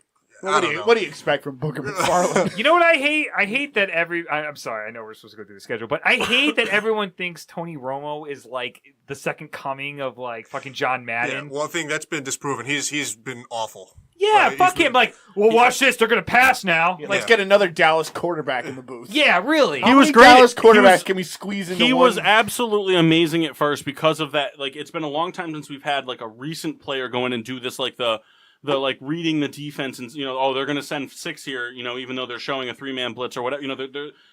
He was doing really well, but then it just got repetitive and it got like unlistenable. You'll see a 2-minute drill and the They gotta spike the ball. They got to hurry up here and they got to spike the ball. They don't have enough time. They got to hurry up. It's like no watch football. fucking shit, Romo. I can't. You know what? They blackballed Phil Sims. That is my issue here. I agree. I love Phil Sims. Phil Sims. I love Phil Sims. Preach, Logan. Preach. Oh, we're clipping so bad. All right, we got to finish the schedule. So Buffalo, Green Bay. We never gave. You said what was Green Bay's line on that one? Oh, -9. You know what? I'll take Buffalo +9. Maybe Buffalo builds off. I think Buffalo wins. I do. I think Buffalo wins it, but I do. At Green Bay. Yep, I do. I think Buffalo wins. I think that Green Bay's defense is really hurting. They're missing a lot of pieces this week. I think Buffalo comes in. And I think they win. It's a lot closer. I think Rodgers does do Rodgers things, but I think Buffalo manages to squeak out a 24-21 victory. I hope Buffalo wins. I have Green Bay 23-14. I apologize for the clipping. No, it's fun. John? Just laughing. What were we talking over? Buffalo, Green Bay. What do you got? The Phil Sims got very excited. The preaching. I got excited. What do you got for Buffalo, Green Bay? Someone brought up Phil Sims. I got very excited. Buffalo, Green Bay. Yeah, Jim Kelly versus Reggie White. Oof, that's a tough one. I'm going to say Jim Kelly. Remember, he does the no huddle offense. So Reggie White's an animal. Take Green Bay. All right. Green Bay in Green Bay. Yep. Yeah, -9. 0-3 Houston Texans visiting the 1-2 Indianapolis Colts. I think the Texans get their first win here. I'm still not sold on the Colts. I think the only pick upsets? No, I haven't been following. Detroit beating Dallas is not an upset. I don't think that Indianapolis' offensive line is good. They have an amazing pass rush down there in Houston. I think that Andrew Luck still hasn't been doing Andrew Luck things, and his only weapon is still T.Y. Hilton. And when you only have one weapon on offense, it's easy to take it away. Belichick has proven that time and time again for years. I think Houston's offense finally kind of starts to click a little bit. They're 0-3, but they've gone up against some tougher matchups. I mean, the Giants are no walk in the park, even though they haven't been playing the football everyone wants them to play. But I just think Houston gets their first win. I think they both go 1-3 at the end of the week. Well, I think the question with this game is if Houston does lose, does Bill O'Brien get fired? Yeah, I think Deshaun Watson has not played to expectation. It's evident. And I think that name is the reason Bill O'Brien won't get fired because he's still playing with rookie quarterback Deshaun Watson. I mean, he's not a rookie, but he missed a lot of last year with the injury. So I think that they're going to kind of woe that to growing pains, and then I think he'll be on a very, very thin leash next year. So if he doesn't get fired and he loses, I think his punishment should be they take a pen and stick it into his like butt cheek and just fill like, it in. Because we have to look at it. What's the line looking like for Houston Indy? It's a pick'em. So whoever. I have Houston. When I agree, I think Indianapolis is nothing special right now. Houston wins 28-14. As long as Andrew Luck stays off the ski slopes, I think he's okay. John, what do you got? Andre Johnson versus Dwight Freeney? Peyton Manning is back with Indianapolis, by the way. Matt Schwab What? under center. Well, I mean, he's got nothing to do with the Papa John commercials anymore. Him and Brad Paisley cleaning up. That deserves its own podcast. Papa John thing. Did you know his last name is actually Schnatters? Yeah, Papa John Schnatter. Real Italian. I mean, the man is from Kentucky. Yeah. You got a prediction? Score prediction for a winner? 48-12. Hey, Whoever. the winning team. All right, 1-2 Jets visiting the 2-1 Jacksonville Jaguars. I think the defense is looking to bounce back. Bortles doesn't really do back-to-back losses or back-to-back poor performances that often. I don't think he's a good quarterback, but he just doesn't play that terribly. He doesn't lay eggs in back-to-back games. The defense is so good. I don't think the Jets' offense, I mean, they've been on a downhill ride ever since that week one explosion from the rookie. I just don't see the Jets being able to do anything against Jacksonville's defense. I think Jacksonville runs away with this 28-6. Yeah. Yeah. I think, Jacksonville's minus 7.5. I'd take that. I think Jacksonville wins by like 10 or something. Yeah, Jacksonville defense is still good. Jets, they're the Jets. It sounds stupid, but they're just not ready. Yeah. Another dumpster fire game. Seattle visiting Arizona. Arizona's starting Josh Rosen, rookie quarterback. He's going to get his first start today. Seattle's defense has not been what it's been. The offensive line is terrible. They don't have a running game. Russell Wilson's going to be, just the guy trying to move forward. Arizona's defense has played actually okay this season. Just the offense has given them no help at all. I actually kind of see this game going into a high-scoring affair, to be honest. I think we're looking at maybe 35-28 Seattle. David Johnson hasn't exploded yet. So. Yeah, I think David Johnson explodes against this defense. I think David Johnson has quite the day. I think maybe I wouldn't be surprised if he finishes with 140 total yards and 3 touchdowns. But I think Russell Wilson is going to be able to dance around the behind the line all day and get players open. I think Tyler Lockett also has a big day. I think we have our first field goal shootout this week. Oh, again?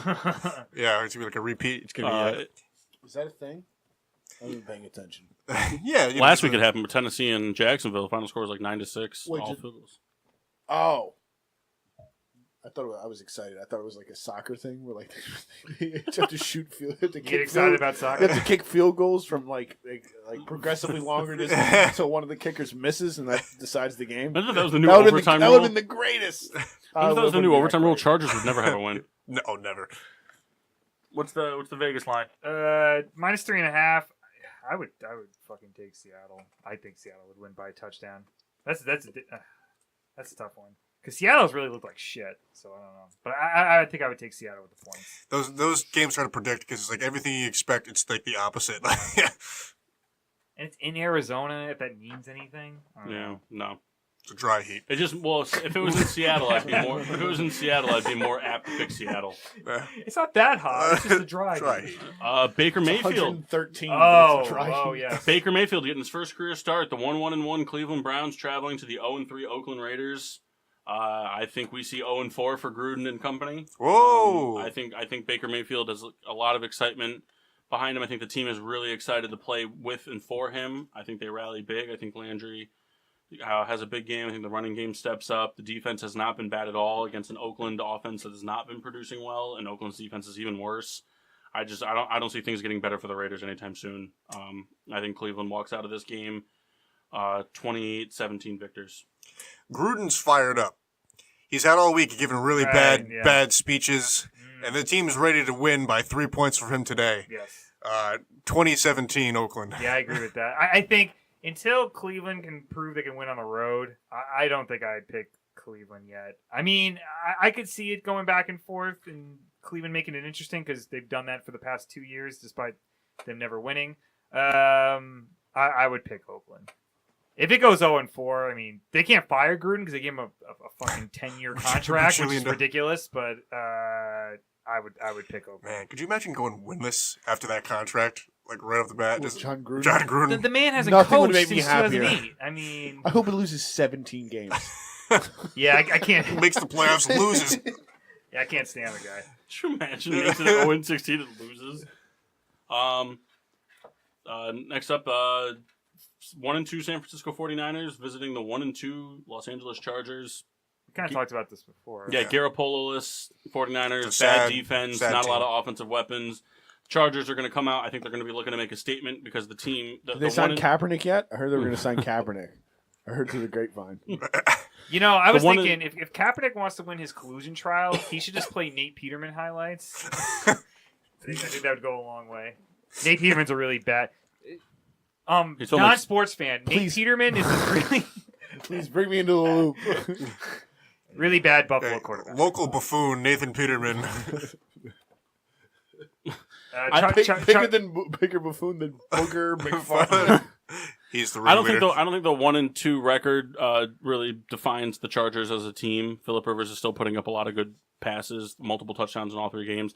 They're missing Joey Bosa on defense, and they've had some tough matchups to start. I mean, they played the Rams, and Joey Bosa makes a big difference on that defense. With the 49ers coming to town, not really having a bolstering offense and a lackluster defense, I think the Chargers are able to run away with this game. I honestly could see them putting up 38 points to San Francisco's 9. Yeah, I think, like we said, I think San Diego runs away. Los Angeles runs away.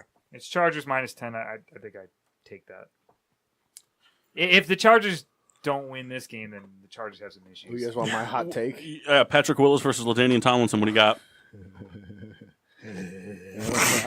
I knew the Chargers. I forgot the other team. 49ers. Oh, 49ers all day. So Joe Sound. Montana, Steve Young. Steve Young and Joe Please, Montana. Joe Montana. That's so old. That's so long ago. Steve Young is going to drive them to... It's going to drive them to work. All right, the 1-2 New York Giants hosting the 2-1 New Orleans Saints. That's tough. New Orleans Saints have proven that they're going to play shootout football all 16 games this season. The defense has not been anywhere close to what it was a year ago. It's in the Meadowlands. The so Giants' that defense matters. has also not been as good as it was in years past. They're still, I think they're better than New Orleans' defense, but I think New Orleans' offense is better than the Giants. It's going to be interesting if it gets to a shootout because the Giants do have weapons to do a shootout mentality. I mean, Eli Manning's probably the weaker link in the shootout process because they have OBJ, they've got Sterling Shepard, Ingram's out, but they've got Barkley, who's a pass-catching threat out of the backfield and a monster going up through the gaps. New Orleans has got Kamara, who's proven that he can put up 150 yards every week if he needs to through the air and the ground. Michael Thomas is on historic pace receptions-wise. I just think that New Orleans gets the job done. I think New Orleans comes in. I think they beat the Giants 35-31. I don't think the Giants keep up in a shootout. And they're missing Eli Apple in the secondary, which, I mean, New Orleans they're always a good team about having quiet weapons with Cameron Meredith. They've got the other kid there, I can't remember his name, and they got Michael Thomas. Or Ted Ginn. They got, and then Michael Thomas. It's gonna be hard, especially without Eli Apple, who does make a big difference on the secondary side. I do think it playing in the Meadowlands makes a difference. It wouldn't shock me if New Orleans obviously wins this one, though. I don't know. The Giants got a rough schedule. If the Giants go like 3-4 through the first 7 games, I think that's an accomplishment. I think they can go from there. I want to see the Giants this year. Yeah? Yeah, play the Bears week 1 in Nice. December, or first week in December. Nice. That'd be fun. They don't come around that often, so. Yeah. I think we could have like a repeat of last time, just not as intense, like shootout-wise. Well, because, it's not in the dome. We'll call it 35-31 New Orleans. That's what I said. Oh, did you really? Yep. Oh, man. It's symbiosis, what do they call that? I don't want to pick Possible. against the G-Men.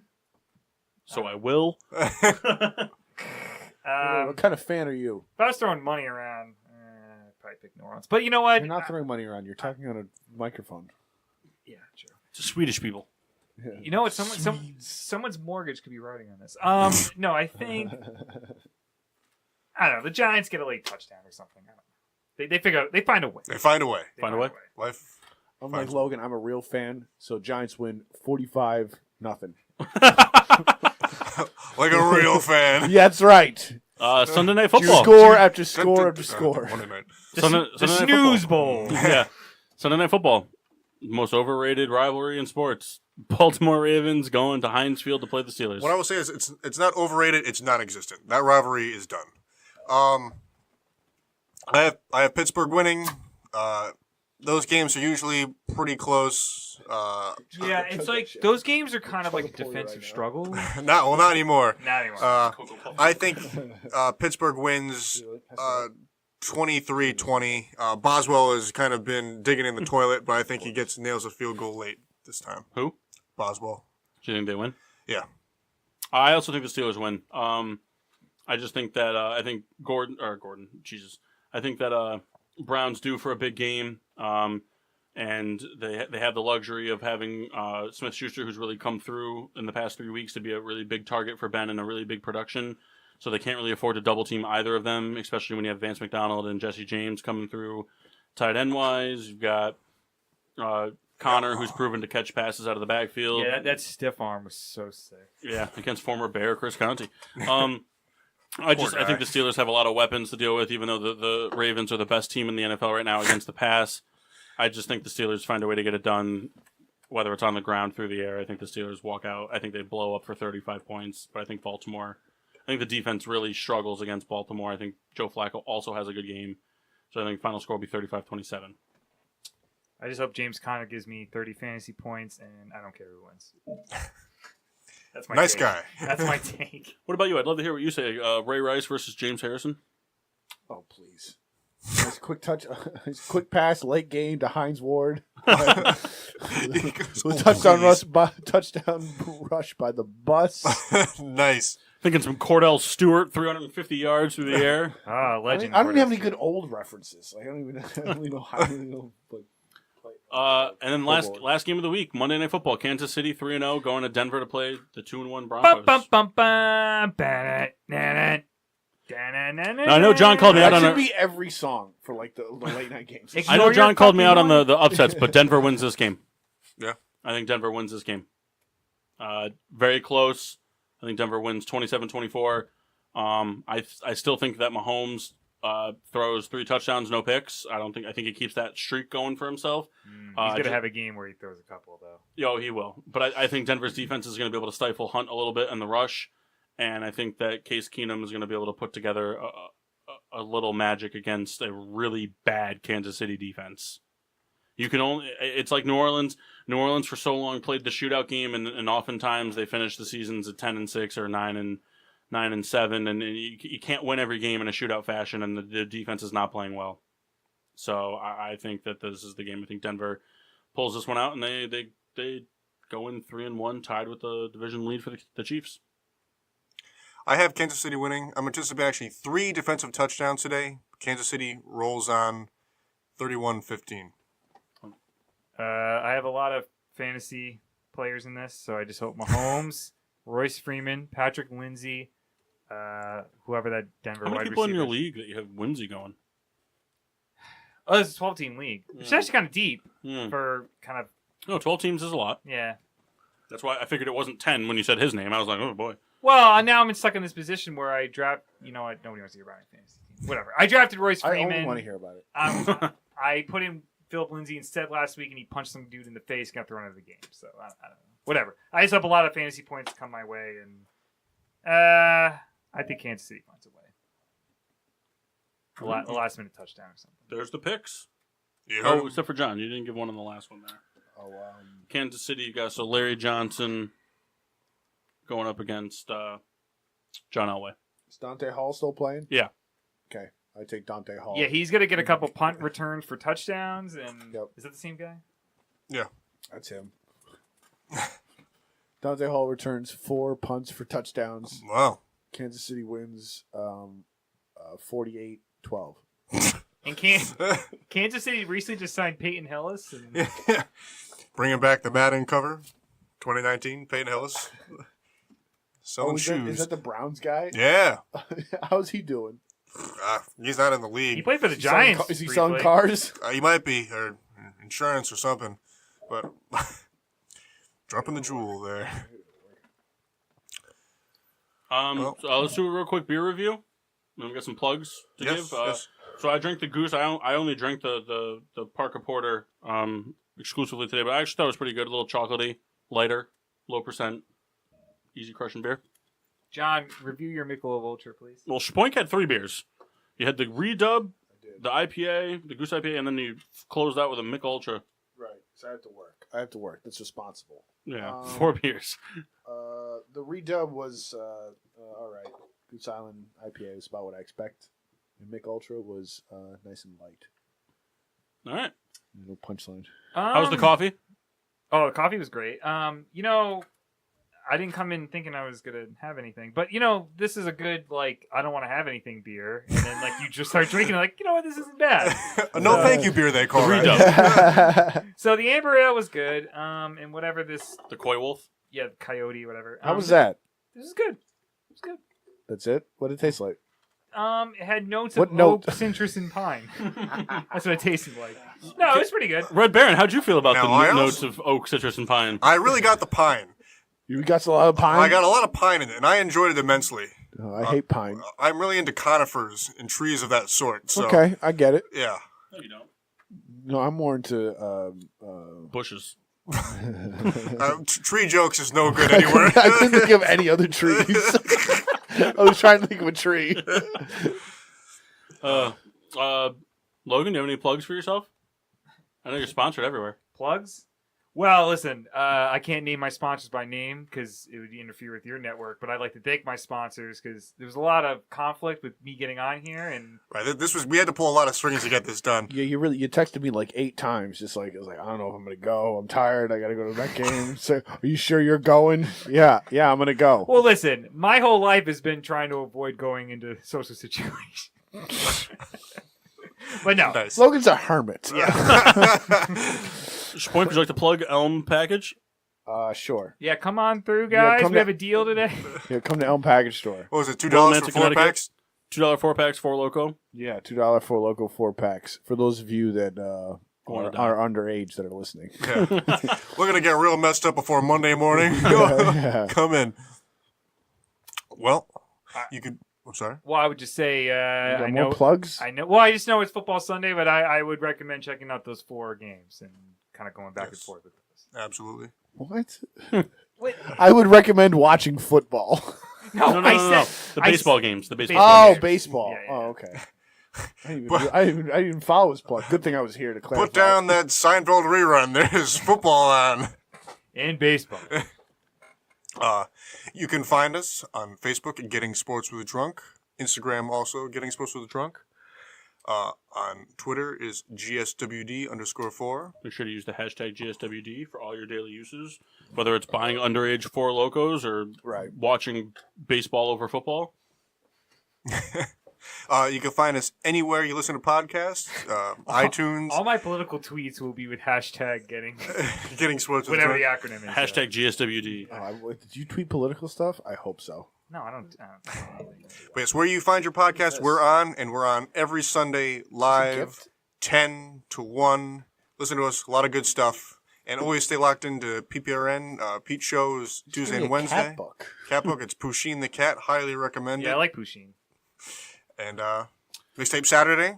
Yeah, always a blast. But most importantly, make sure to tune in next Sunday, 10 to 1, for Getting Sports with Drunk. I had fun. Thank you for having me. Yes, of course. This was great. I had a good time. Always. You guys are always invited on. You know where to find us. We'll be back next week with Week 5 highlights for the game to comes. We'll do some talk some more MLB postseason. And until then, I'm your hostess, Cupcake the Riddler. Oh, I'm John. I am Logan.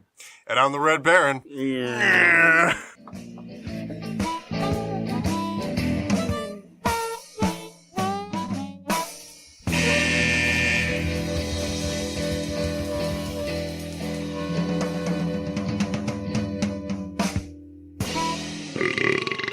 Yeah.